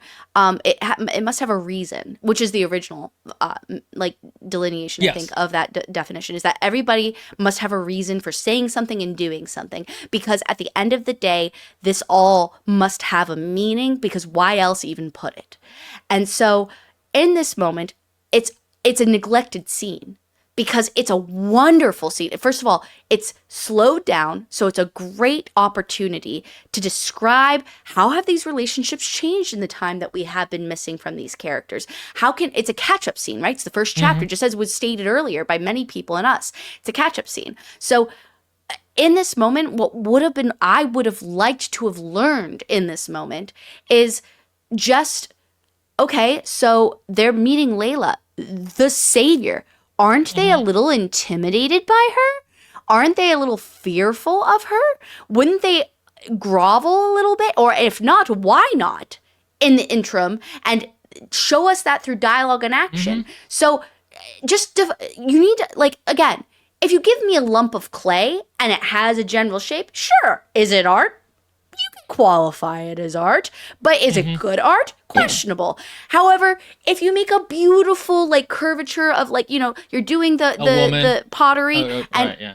and you have the things and the swirls and shit, then you're like, wow, look at the character in this pottery. That's what we're Yeah. looking for in the No, writing. it's a really good point. Elisha says there's a difference between over-explaining and overstating. Overstating doesn't inherently have to be bad. Over-explaining tends to lead more to not trusting the reader. Yeah. Because the person who initially said it is Will usually complains about a lot of things not adding to a story in general across many ways. So I actually think this is a micro versus a macro issue. In that, on a macro level, yeah, you kind of need to make your story more very streamlined and effective. Like don't go off and describe a bunch of things that don't matter to the story. That's just not what we're doing here. But here, a sentence of description of how these characters work, because also this is the beginning of the story, would add a lot. So again, I think it's more of a micro versus macro. I'm just reading the comments. Let's see. My door. Yeah, wait, Bratty the scribe or something like that. The people of Thesson are hilariously aloof and couldn't give a shit about the savior, the woman who saved their land. I would agree. I mean, this is a fundamental problem that goes back to the middle grade theme of the Savior's Champion, which is that you shouldn't judge people by their stations in life. You should judge them by who they are, just as people. Okay, so Wait. I wanted to go to another part. This is where Layla has gone off on a hill and she's being moody, and Tobias goes after her. Okay. Tobias's nerves settled. Guys, do you think this is a good Tobias voice, by the way? Because I think it really encaptures his soul. Tobias' nerves settled. Rate me 1 out of 10 in the chat right now. Tobias' nerves settled. He'd only just escaped the tournament yesterday, and its impact was a fresh wound cutting through his psyche. Shaking the visions aside, he yawned and stretched his aching muscles. His watch had ended early in the morn, and Layla had insisted he rest. I can protect your family. Or no, shit, this is her. I can protect your family. No, stop it. Guilt had laced her words, I but can he'd protect yielded, managing a few measly hours of sleep. Layla. His mother was off to the side of the campsite, whittling wood in silence, but no Layla. There. She stood on a distant hillside, gazing out at whatever loomed ahead. He heaved a silent sigh of relief. She's been standing there for a while now, Nomi said. I think she's overwhelmed. I'll talk to her. The back of Layla's black cloak. By the way, how have people been rating me? 11 out of 10, 11, 2, 10 out of 10. Okay, so far. I want to see some more ratings. There's 300 people in this chat. 295. I would like to get to at least 30 ratings on my voices. Okay. The back of Layla's black cloak was pointed his way. Her bright white hands balled at her sides. His eyes had already adjusted to her light, but his mind was still turning it over.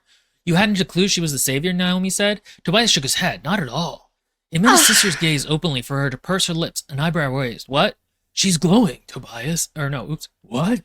She's glowing, Tobias. She wasn't glowing back during the tournament. She disappeared into the black clouds. Tobias sighed. It was all very complicated. She heals wounds with her hat. Okay, I'm going to stop doing voices because I actually kind of got bad at it. 7 out of 10, 8 out of 10, 7 out of 8.5. Okay, these are pretty good. Okay, all right. Thank you, guys. Thank you, guys. You guys showed up. I appreciate that.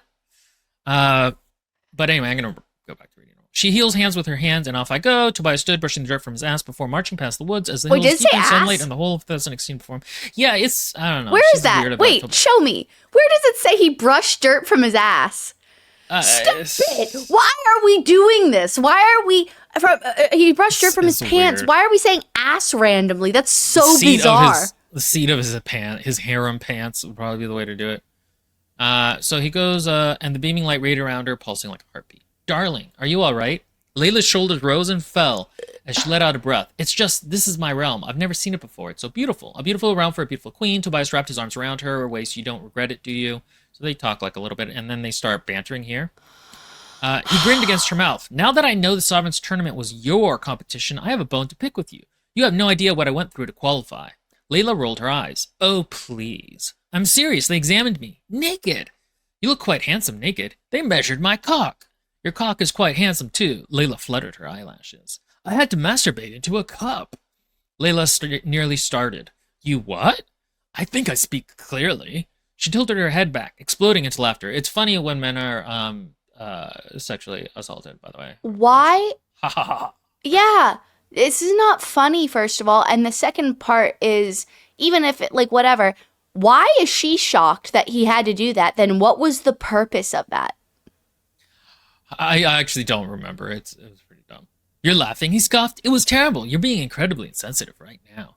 Her lips collided with his, which makes me think she went, but whatever. And she laced her arms around his neck. Was I worth it? I'd do it again 1,000 times. You'd masturbate into a cup 1,000 times? You know what I mean.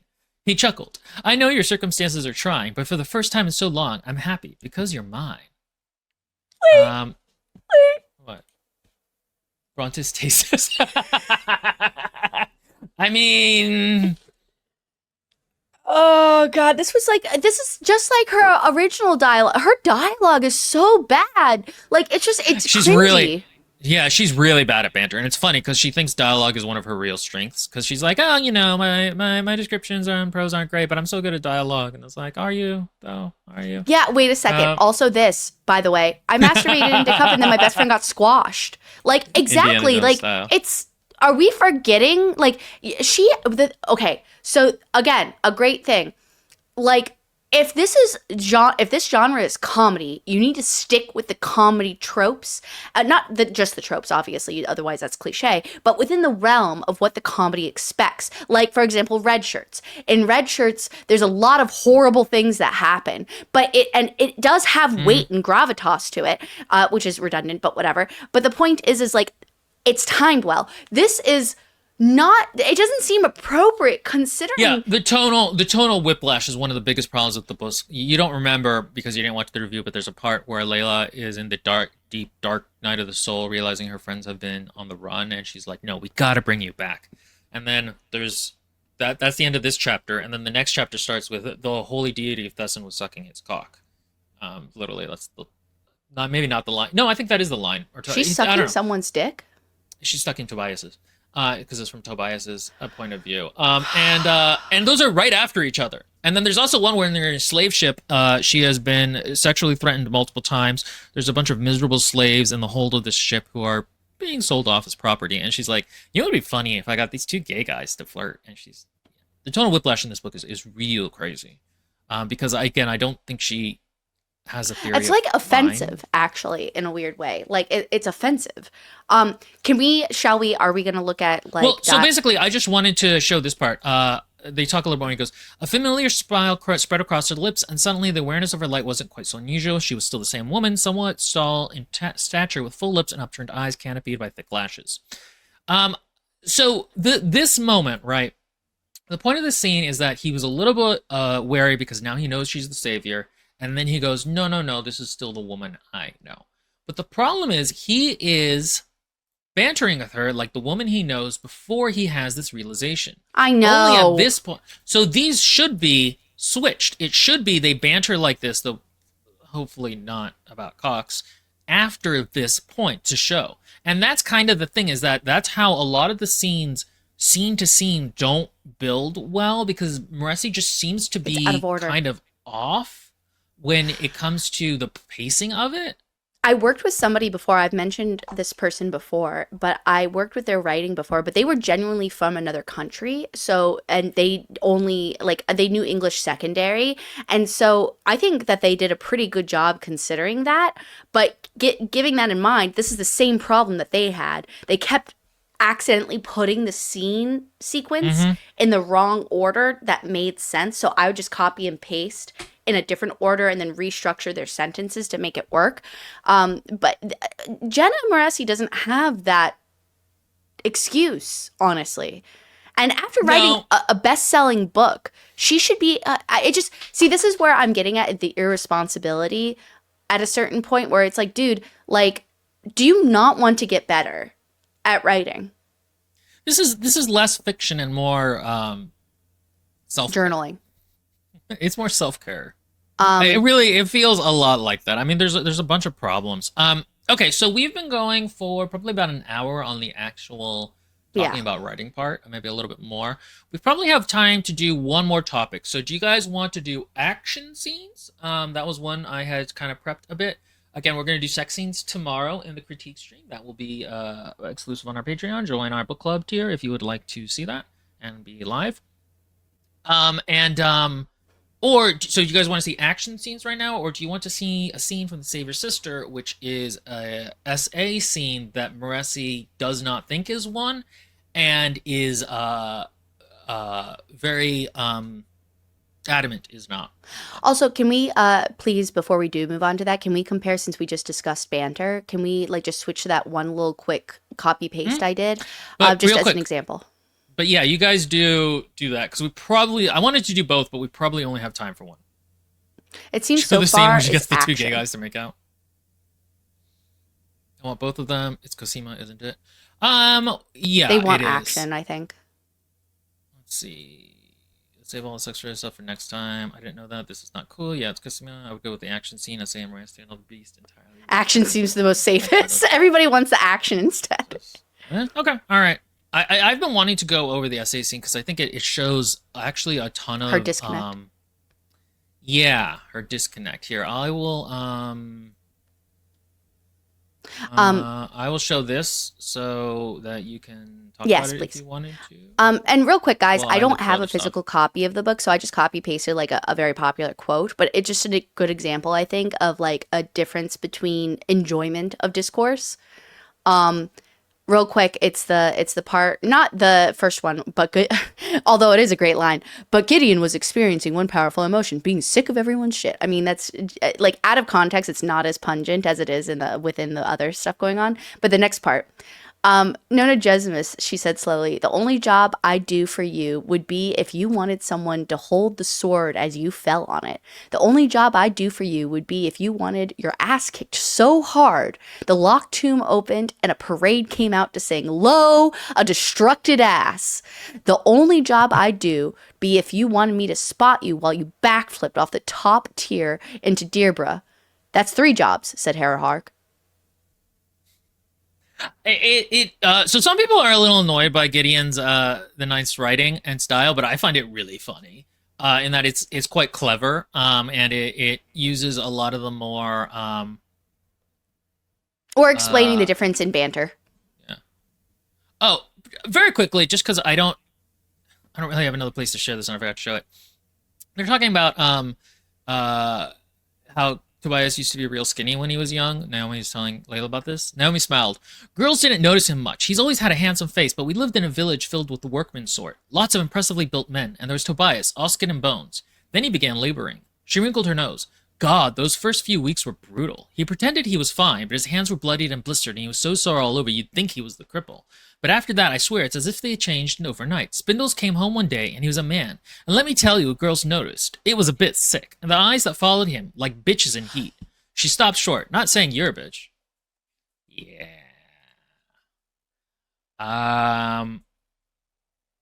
So that's just real femcel coded. Like it's weird because it's like again, Moreci really wants to be feminist, but like this is such a weird. Where did Katie go, guys? I'm just like, that is I'm such a weird tone for his gentle sister who's ill to be like, yeah, all these bitches in heat. Like, what is? Well, his that's sister's like a witch. supposed to be. Yeah, his sister's supposed to be spicy, but like this is like That's not spicy. Again, That's disgusting. It's really incel coded. Is It what it is. is. It's like, oh, women, they only like men when they have canthal They're just like over dogs 3%. wanting to copulate. Like, it's like, what? If I were his sister, you know what I would feel? I would be like, and then all of a sudden, all these girls started coming, and I thought to myself, that will never be me. I will never have men coming to find me. And I would be a little jealous. That's better. Like, Yeah. I would be a little jealous that my brother will have a normal life and he'll be able to court and find love, but I will be stuck with my mother forever and be unable to find love. Like, I would be upset. You know what's actually funny But not also like is that. Jenna has said that she doesn't really like people to use the word bitches unless it's women talking about other women on her Oh, Discord. well. And so, you know, I think this is actually fine. I think it is feminist, guys. Somebody said I highlighted it, but I can't believe Naomi is a member of our incel. Yeah. But anyway, that was a thing that really annoyed me about the book that we didn't get into. Okay. So this is the action scene. So a couple things about action scenes. Action scenes are actually really hard for us to critique because what? Wait, where is it? Where? I Oh God, took it's it going down so 'cause- quickly. Well, hold on a second. Hey, Oh. did Hey, so did Layla Lena- heal Naomi? Okay. So this is one place that Jenna did avoid the trap, which is that so Naomi is his sister, right? Who has her legs don't work. I forget what the term is. And so Layla can help her heal, but she can't fix it, which is good because we don't want disabled characters to be fixed. It's a problematic trope. That's not sarcastic, but it's a problematic trope when they're healed. And so in this case, it's handed more like, okay, and it's also handled like she's reopening her nerves ways, which is going to be difficult for a while. Yeah, I mean, I assume a lot of this is owed to Naomi watches Joe Rogan. I saw that too. That's funny. I think it's now my brain is beginning to die a little bit. I think it's something where she puts a lot of what's happening with her husband into Naomi because her husband has a neuro damage. He So he had a also stroke, I thinks think it people was, and- are bitches in heat. That's really funny. No, that's really funny. Okay, so action scenes are kind of hard for us to talk about often because the thing that makes an action scene really effective is the emotion going into it. That's almost always the thing that really makes it sing and work, and that's hard to show in a short amount of writing. Like one of my favorite action scenes was in Kushiel's Dart, but the actual action is only like 4 paragraphs over a 3-page area. Hold on, I'm reading things. Yeah, so it's one of the things that's a little hard to judge, but I think in terms of just not describing the mechanics well, we can get into it. But right from the bat, here's what's happening. Raphael, who is another guy, has shown up, and they're like, Raphael, you suck because you tried to get out of a death competition by being very slightly mean to Layla. Ugh. And Layla is healing Naomi, and it's really painful, so Naomi's screaming. And bear in mind, they're in the middle of the woods. There's no way for anyone to know that they're there. Just none. Like, Raphael guessed it because he's like, I don't know. But, like, bear in mind, it's the woods. There was a scream. Her sister screamed. His sister screamed. And so they get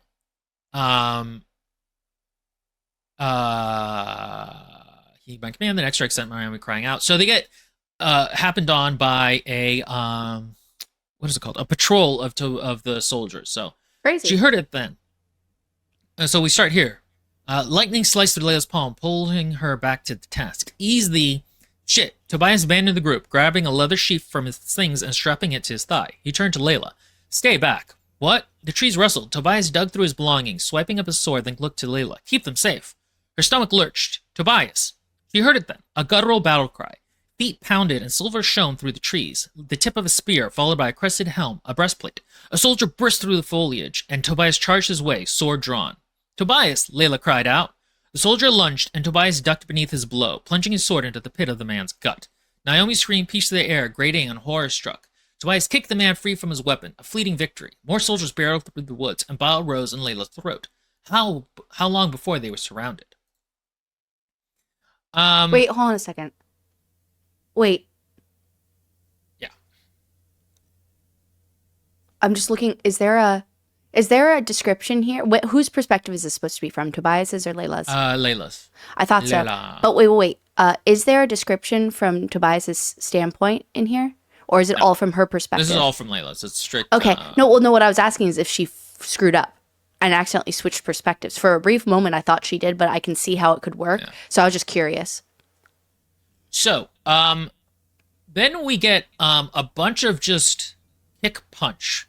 Soldier headed straight to Tobias, who swiped the blade from his sheath and launched. Oh, okay. So the other thing I was going to say is right off the bat, we have a problem here where there is no tension built before the fight. A really good fight scene has tension building up to it. Tension in a novel is great. It is a thing that you want. It is what makes you go when the thing hits. It's foreplay, right?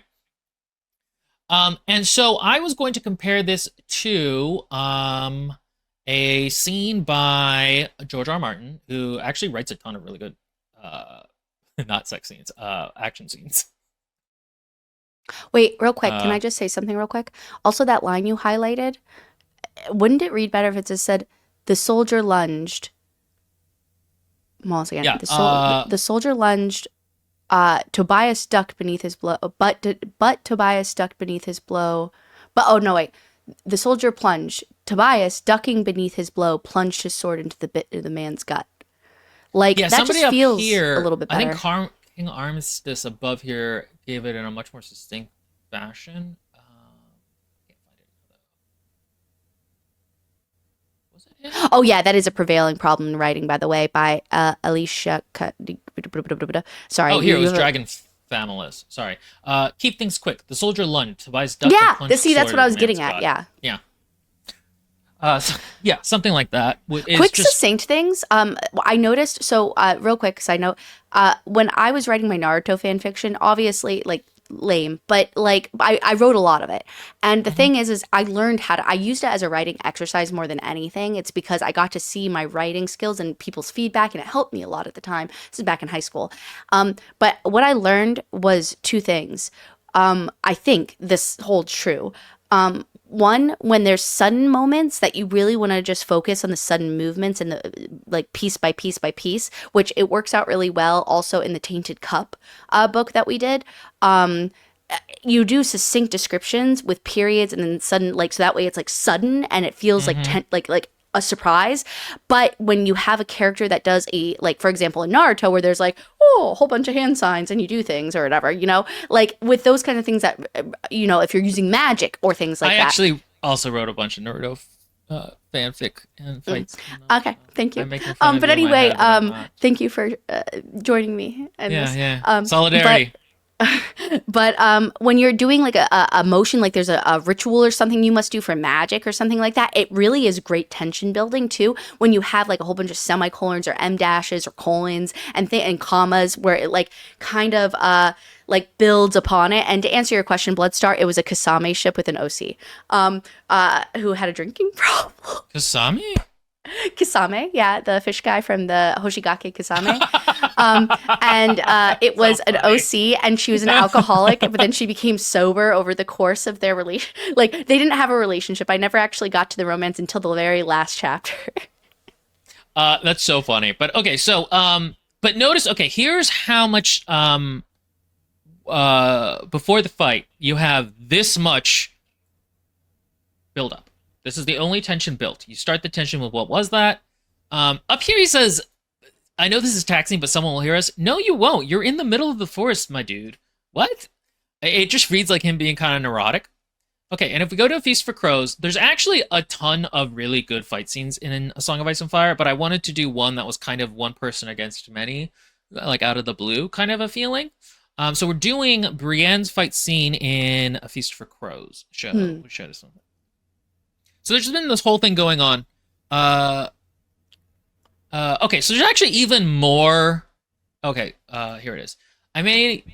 What sort of friends? Brienne moved to the door of the smithy to peer out through the rain. He shrugged. You'll meet them soon enough. I may not want to meet them, Brienne thought, as the first riders came splashing through the puddle into the yard. Beneath the patter of rain and dogs barking, she could hear the faint click of swords and mail from beneath their ragged cloaks.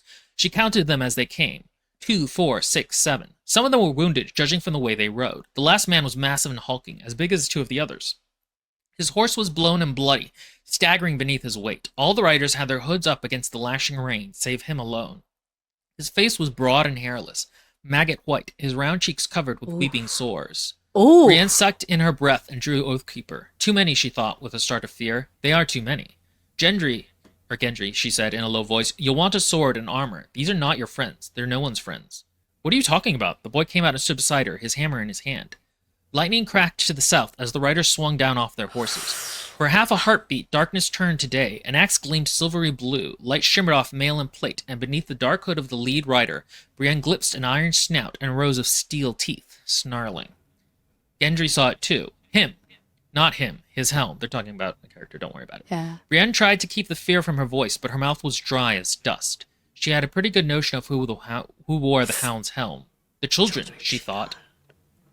Yeah, so already we have so much built up here. Good. It's like almost like a horror movie. It is, because she's not going to win. Like, that's why, like, sure, your character might be super badass, but if you're outnumbered, like, like, her knowing that is also impressive.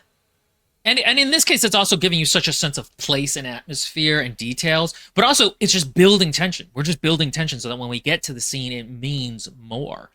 Also, another thing to note here, and I'll come back to this with the other one, but this scene is about something. We'll talk about this in a second. 7, Brienne thought, again, despairing. She had no chance against 7, she knew. No chance and no choice. She stepped out into the rain, Oathkeeper in hand. Lieber be, if you want to R-word someone, try me. The outlaws turned as one. One laughed, and another said something in a tongue Brienne did not know. The huge one with the broad white face gave a malevolent hiss. The man in the hand's helm began to laugh. You're even uglier than I'd remember. I'd sooner R-word your horse. So anyway, this is about Brienne, and this is the culmination of her entire plot line. So it's a little unfair, but action scenes need to function as scenes, especially in a book where you can't visually be interested in what's happening. It's just words on a page. It's about the emotion. It's what's story. The story here is that Brienne has no choice, but she's not going to leave these harmless people to die. She is going to be a knight. She is going to die ignominious in the rain, or whatever the word is, ignobly in the rain. But that is what being a knight is. She believes this. This is the fight, and so like that is it right here too. It's really setting up the field and the combatants, yes, so that true. way, once that, like, the thing is if you don't care, if you don't know who's there, then you don't care who wins. But if you, I mean, obviously you want your main character to win, but it's not as engaging as if you set up why you dislike one party over the other party and you want them to win. So that way you are like, oh, and you get fearful or you get excited. Like, otherwise, once the action starts, it's too late. You can't stop that action sequence then to do that. Elijah says, who's just been hitting out of the park, GRM knows how to set up, lay out stakes, and the tensions. All that Jenna Moreci has is surprise, which is a lasting feeling.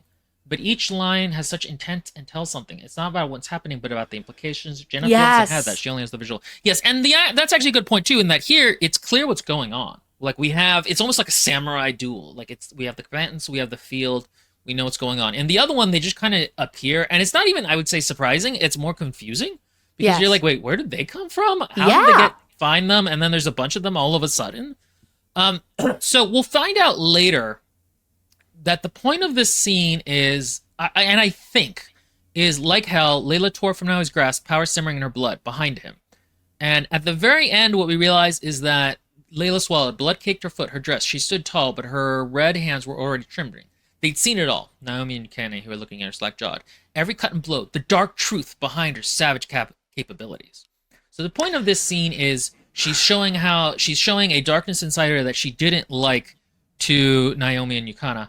That is not foregrounded. So we just have 3 scenes of kick punch that are then given the emotional ramifications. The stakes aren't there until the scene has already passed. Imagine if at the end Brienne had thought, after the fight is over, she thought, one against 7, no chance but no choice, right? That line. That doesn't make sense. And so you can have something happen at the end of a fight scene that changes it, but like the stakes and what make it really nice and make it a character moment are at the end of this fight. Also, as a side note, it occurs to me, so you've already mentioned multiple times now, it's like, okay, why are they even there? How can they even hear the screaming and everything in the middle of the woods? But let's say they do. Wouldn't they think, oh, somebody's in trouble, somebody's in danger? And how do they know how everybody looks like, per se? Like, unless, I mean, I guess they could have images and stuff like that, like paintings or something of the people. No. You just have to assume the internet exists. Yeah, you just have to assume the internet exists. Yeah, like that's what's crazy is that when they come up, why would they initially attack? Why wouldn't they just like come like ready and be like, "Hey, is everybody okay? Like, what's going on?" And wouldn't it be a scouting team and not like a full like force ready to like? Why do they instantly attack? I mean, I understand being wary and being like, "Hey, what's going on? Is there a woman in trouble?"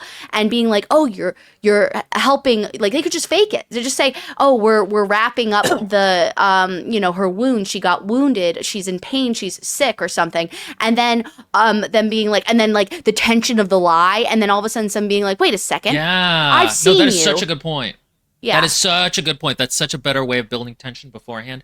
One of the things about Inglourious Bastards by Quentin Tarantino, a lesser-known I just rewatched director, that the other day.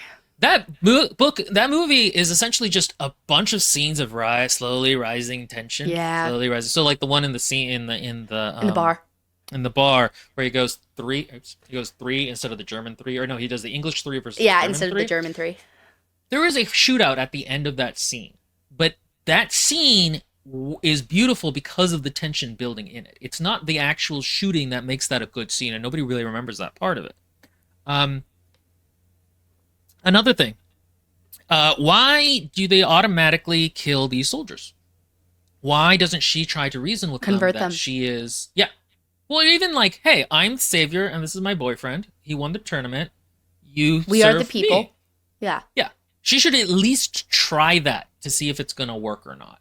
And you can actually have really interesting emotional stakes of she doesn't really want to fight these soldiers because they think they're doing the right thing.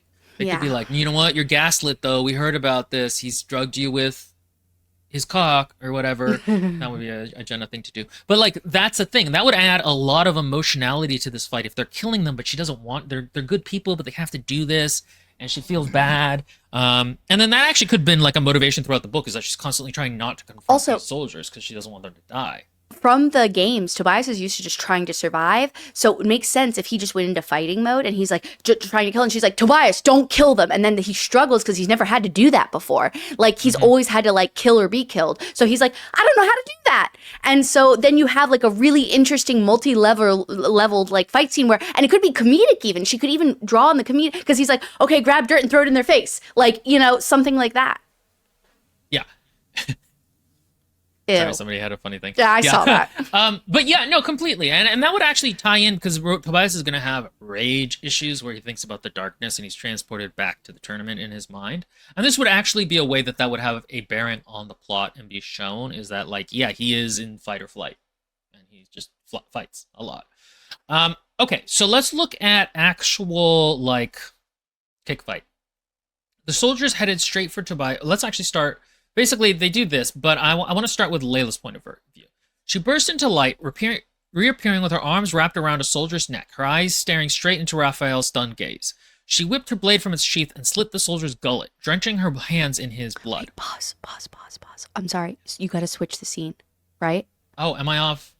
You're on right. George R.R. Martin. I forgot. Okay. No, you're correct. Yeah, Or I fights. got you, Eugene. Blah blah blah blah.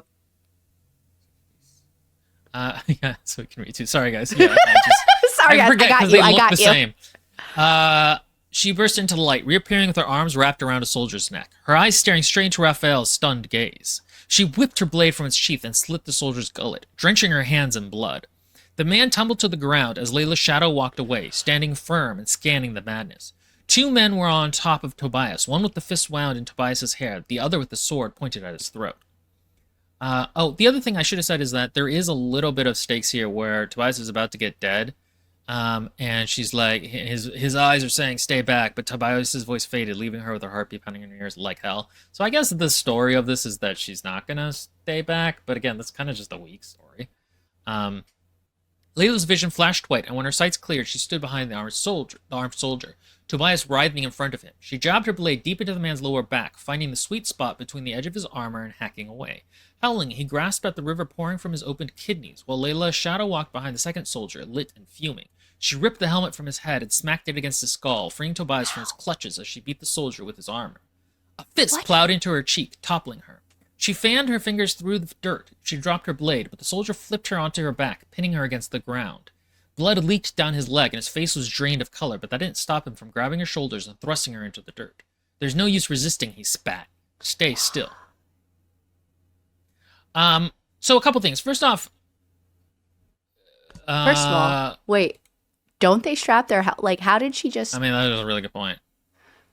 That's my first question. I was like, what do you mean she just yoinked his head? Like, that's so strange.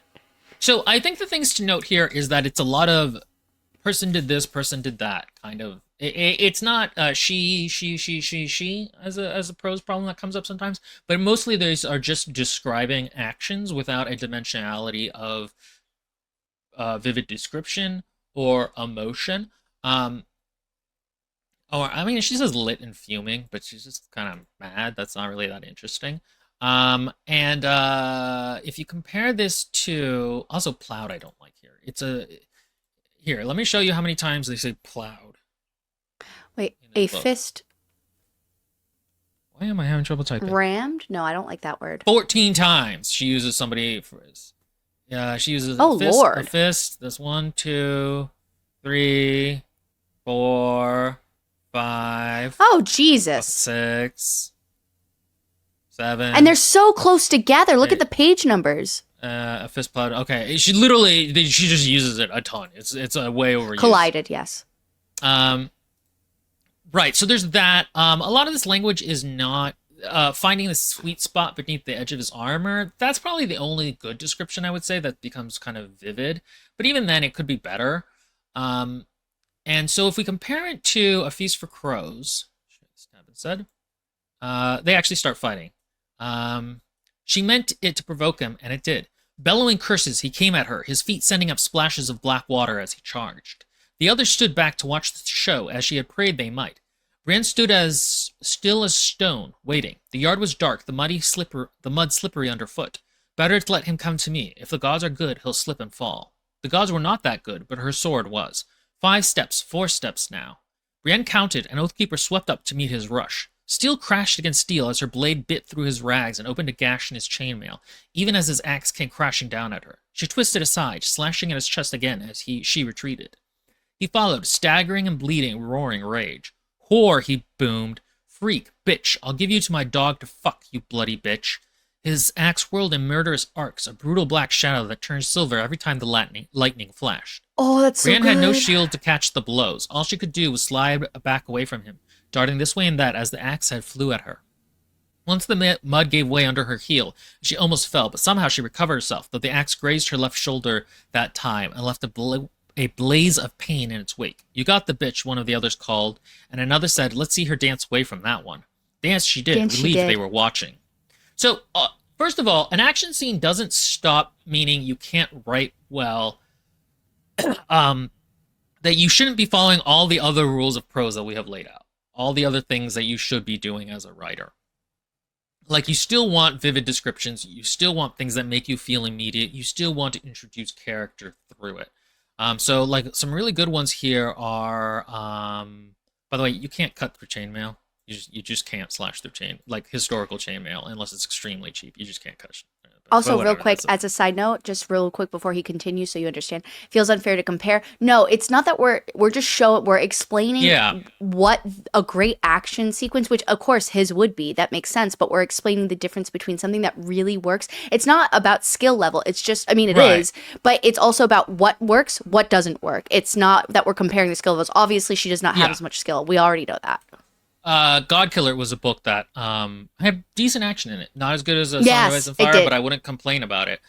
This is to show you guys, okay, this is how you do it really right, and it's supposed to show you the kind of the things we're trying to isolate. Steel Crash Against Steel as a sword bit is a good one there. There's also the fact that she's talking to herself a little bit that injects a I lot of love character. that. Better to let him come to me. Black Water, splashes of black water. I like that because it's very visual.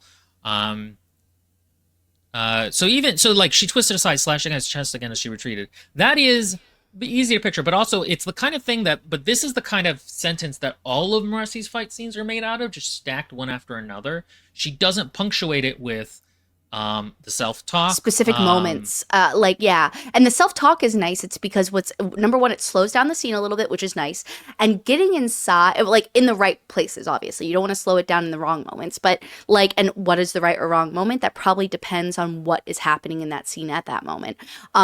She's waiting for him to approach, so it's a nice pause in the moment, and so her thinking to herself, oh, I hope this characterizes her and also shows you, the Hmm. reader, that she is a very skilled, like, I mean, she's skilled in fighting and she knows what to expect and she knows what to hope for, considering what her weaknesses are in this moment.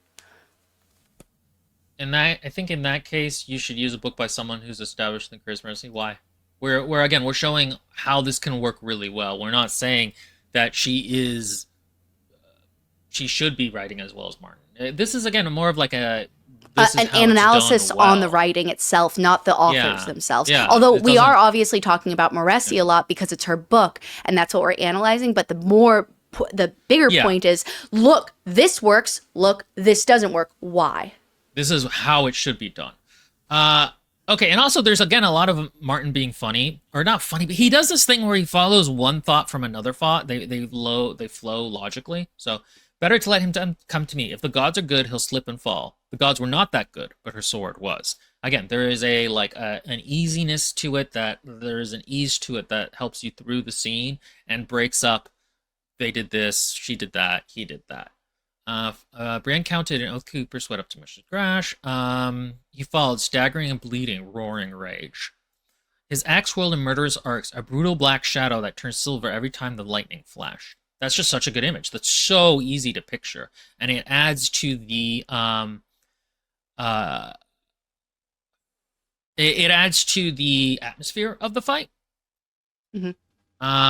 Also, other people saying stuff, kind of interesting. It breaks up. And then also her left shoulder, then a blaze of pain in its wake. Notice how much more evocative and easy to picture that is than a fist plowed into her face.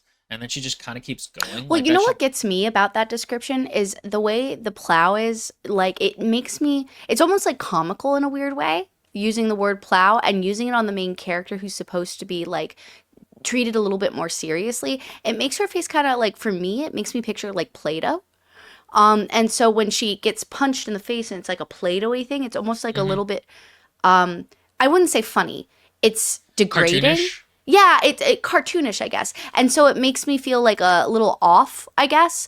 And yeah, for sure, maybe like using a different, by the way, as a side note, maybe using a different scene, but these are just more easily accessible scenes to us right now for us to reference and easily to like think of and like use. So that's why we're Yeah, I using them. mean, to be honest, I didn't even I should have looked up even more stuff, and I didn't because I didn't have I looked, time. the problem with me, guys, and I apologize, is I have a whole bunch of audiobooks and I don't have any physical copies. So when Will asked for my help, Yeah. I wasn't able to access those things unless I bought the books again. And I wasn't going to buy all these books again to do it. So that's the only thing that like restricted me, because there were a couple of things I wanted to share with Will Mhm. specifically.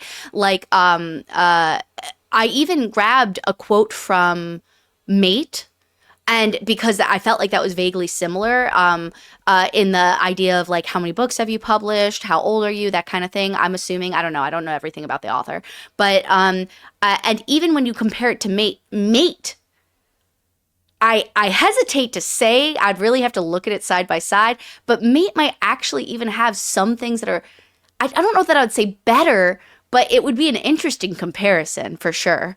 But anyway. Here. Elijah says, or Alicia. Martin also has a lot of action reaction, where Jenna focuses too much on the details and adverbs that take away from the fast pacedness of what action is supposed to have. Yeah, that's very true. So keep reading. And so basically we've had some action, right? We've had like 3 paragraphs of stuff happening. And then we have, better than that than have them interfere. She could not fight 7, not alone, even if 1 or 2 were wounded. Old Sir Godwin was long in his grave, yet she could hear him whispering in her ear. Men will always underestimate you, he said, and their pride will make them want to vanquish you quickly, lest it be said that a woman tried them sorely. Let them spend their strength in furious attacks, whilst you can serve your own. Wait and watch, girl, wait and watch. She waited, watching, moving sideways, then backwards, then sideways again, slashing now at his face, now at his legs, now at his arm. So we have it broken up with like a thought, a remembrance, which helps us draw her into her character, but also this is her strategizing. Oh, sorry. I was looking at the... Oh, somebody said they liked their picture. Sorry, I got distracted, and I was like, what's the picture? I can't tell. Anyway, continue. It's of the... Yeah, oh, okay, I see. Also, this is just a nice way to construct the sentence. Then sideways, slashing now at his face, now at his legs, now at his arm. It kind of draws you into immediacy. The quickness of that with the commas makes it very quick. Yeah, it mirrors the way that the action's going. His blows came more slowly as his axe grew heavier. Brienne turned him so the rain was in his eyes and stepped back 2 quick steps. He wrenched his axe up once more, cursing, and lurched after her, 1 foot sliding in the mud. As she leapt to meet his rush, both hands on her sword hilt, his headlong charge brought him right into her point, and Oathkeeper punched through cloth and mail and leather and more cloth, deep into his bowels and out his back, rasping as it scraped along his spine. His axe fell from limp fingers, and the 2 of them slammed together, Brienne's face mashed up against the dog's head helm. She felt the cold, wet metal against her cheek. Rain ran down the steel in rivers, and when the lightning flashed again, she saw pain and fear and rank disbelief through the eye slits. Sapphires, she whispered at him as she gave her blade a hard twist that made him shudder. His weight sagged heavily against her, and all at once it was a corpse that she embraced, there in the black rain. Oh, that's so good. All of a sudden, she embraced a corpse. Mm-hmm. Yeah, and it's that like, it's that suddenness of it. There's a beauty. Sapphires here also makes sense in context. It's like an ironic thing also, she's handing back to him. You're quiet. Yeah, I sneezed really like obnoxiously, and I didn't want to do that into the mic. I also like the use of ellipses right there. The ellipses, and let him fall, ... and biter crashed into her shrieking. Like, what a great jump to the next, because you can visualize it so easily. Yeah, this whole just flows really well. Elijah says, consequences from each action are also so superb. Each movement a character does has an effect, progressing the fight. The overall plot of The Devils wasn't that great, but the action scenes were some of the most fun action scenes. He's referring to another book we read. Yeah, I actually almost wanted to go over the first action scene, because I think it shows character really well, but I picked this instead, because I know it's written very well. His weight sagged heavily against her. There's a vividness to this whole thing. We're also bringing in, we're feeling cold, wet metal against her cheek, that we feel that with her, rain down. Also, that's like a gentle... Rivers. That's also like the dichotomy, the juxtaposition between the fight, the scene, the blade's edge of being cut, but the cold metal. It seems gentle, almost like a kiss, and that's like a really nice like comparison between the violence of the scene. It works. Yeah. So, and Oathkeeper punched through cloth and mail and leather and more cloth. That mirrors what she's feeling in prose form. Yeah. So like there's a lot like that here. Let's go back to here then and share this tab instead. Where were we? Layla headbutted him, pain bursting through her skull as he flailed. She rolled out from under his weight, only to lurch backward as he seized her ankle. She kicked him hard, first in his chest plate, then again in his pelvis, pounding incessantly. Once he recoiled, Layla clawed across the ground, searching for something pointed, sharp. Her blade lay in a puddle of blood, and she snatched it up, skewing it into the root of his neck. He let out a gurgling roar, wrenching the weapon free. Blood rained down on her, but the soldier didn't relent, reaching for her wrists or her hair, desperate for something to latch onto.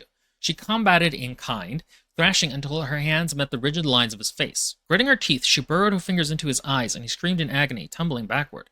Layla scrambled to her feet and kicked him in the gut, again in the side, then stomped at his open throat over and over as blood geysered beneath her heel. Restraint was a stranger. Layla surrendered to instinct, smashing the soldier's throat into a crimson soup, the squelch of flesh screaming in her ears. Okay, wait. She combated in kind is awful, first of all. Yeah. Like, what does that mean? Like, exactly. And also, when, hold on a second, headbutted him, she kicked him hard, first in the chest plate, then again in his pelvis. Where, like, on the hip, like, how does she feel that? Like, I would like to know, like, in his pelvis, like, it is in where his genitals are. Like, is she kneeing him? I just can't picture it quite. Pounding incessantly. Once he recoiled, why did he recoil? What did she hit that made him recoil? I'd like that sudden moment so that way she can jump and pounce on that moment, and we can feel that tension to go into that, like, take advantage. Yeah, I think it's something that the one thing I will say here is searching for something pointed, sharp. That's kind of nice because that mirrors her like, confusion panic. of like it's not even the dagger; she just needs something. Something. But that's kind of the only time she does this.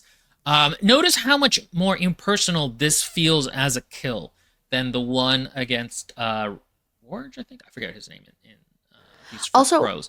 That felt intimate when he died. That felt like she was up against him. You could see fear and rank disbelief through his eye slits. Brianna's face mashed up against the dog's head. She felt the cold, wet metal against her cheek. And or even rasping as it scraped across his spine. He's just see the intimacy of that verbs. is I feel like I can commune with that. And if I had to kill somebody, I feel like those would be things I would also probably, unless I dissociated, but she wouldn't dissociate because she's a soldier, so she can like remember these things. Yeah, she's killed people a ton. Exactly. And then also, as a side note, her blade lay in a puddle of blood. Is she seeing that or is she feeling it? Because if she's because remember, she's just searching. So if she's just searching, it would be like the tacky texture of blood. Well, I hate that, but whatever. She felt the tackiness of blood and then the cold of metal or something. She gripped it would even be great if she accidentally grabbed in her panic the blade, or like I'm just like throwing or random even like shakes. her like, hand hit a splash of blood, but in it she felt something sharp. You know what I mean? Like, give us some sensory detail. She shouldn't be able to see, so we need to mirror how she is perceiving the scene. Yeah, because again, it says her blade. How does she know her blade was in a puddle of blood? Does she see it? Does she feel it? Like, how does that work in this moment? And also, I'm assuming he's on top of her, so she's like this, and I'm guessing she's like this, like looking, and like. So it's got to be by touch alone. And so how is she fending? So she's kicking him with her feet, but then his arms have got to be on her. Would he not stop her from trying to grab a weapon? And if so, like, how does that interaction work? Slow it down a little. Make it. You don't have to overcomplicate it. Simple. Make it simple, but give us a piece by piece so we can picture the process. And this is also just dumb, where she's kicking his foot. That feels weirdly sadistic in a way that. In a crimson soup.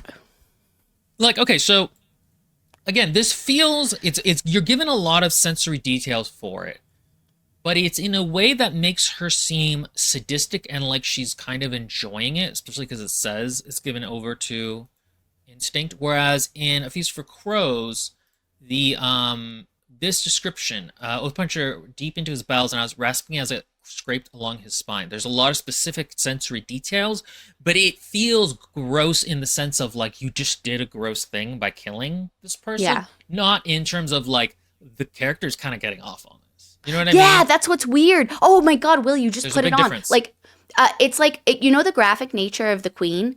It's like she's using that but in a way where if we're in that character's head, even third person limited, it's still like how they're viewing it in a weird way. So it almost seems like completely. It's almost like Guts from Berserk being like, yes, blood. And it's like, no, but that's not her personality, right? And if it is, we have problems. I mean, this is. I think Moreci just kind of likes splattery. writing violence, but the problem is she doesn't balance it well with the other parts. A great Uh, example of splattery violence, also as a side note, is uh oh wow, I'm blanking on his name, but he wrote the Cirque du Freak series, and he also wrote the the Darren Shan. Darren Shawn. He loves overuse of blood to the point where it's childish in a lot of places, but it's also for children, so which is crazy. But the Demonata series is a great example of just pure gore, but it's used in a horrific way that genuinely matches what's happening with the characters. Yeah, it's something that fits the tone. So here, for example, real quick, this because this is a good example. Okay, so that is not what I meant to do. This is what I meant to do. Okay, a fist plowed into her cheek, toppling her. She fanned her fingers through the dirt. She dropped her blood, and then basically they're fighting. Bleed. There's no description of what does this feel like. Whereas if we go to Feast for Crows, when Biter crashes into her, he fell on her in an avalanche of wet wool and milk-white flesh, lifting her off her feet and slamming her down into the ground. She landed in a puddle with a splash that sent water up her nose and into her eyes. All Nice. the air was driven out of her, and her head snapped down against some half-buried stone with a crack. No, it was all she had time to say before he fell on top of her, his weight driving her deeper into the mud. One of his man's... So, like, there's an actual mirroring of what it feels like to get hit on the head. Which again, it's like it's described. You feel like you're in with there with the character. But yeah, so that's more or less how Jenna writes action. It's just not good.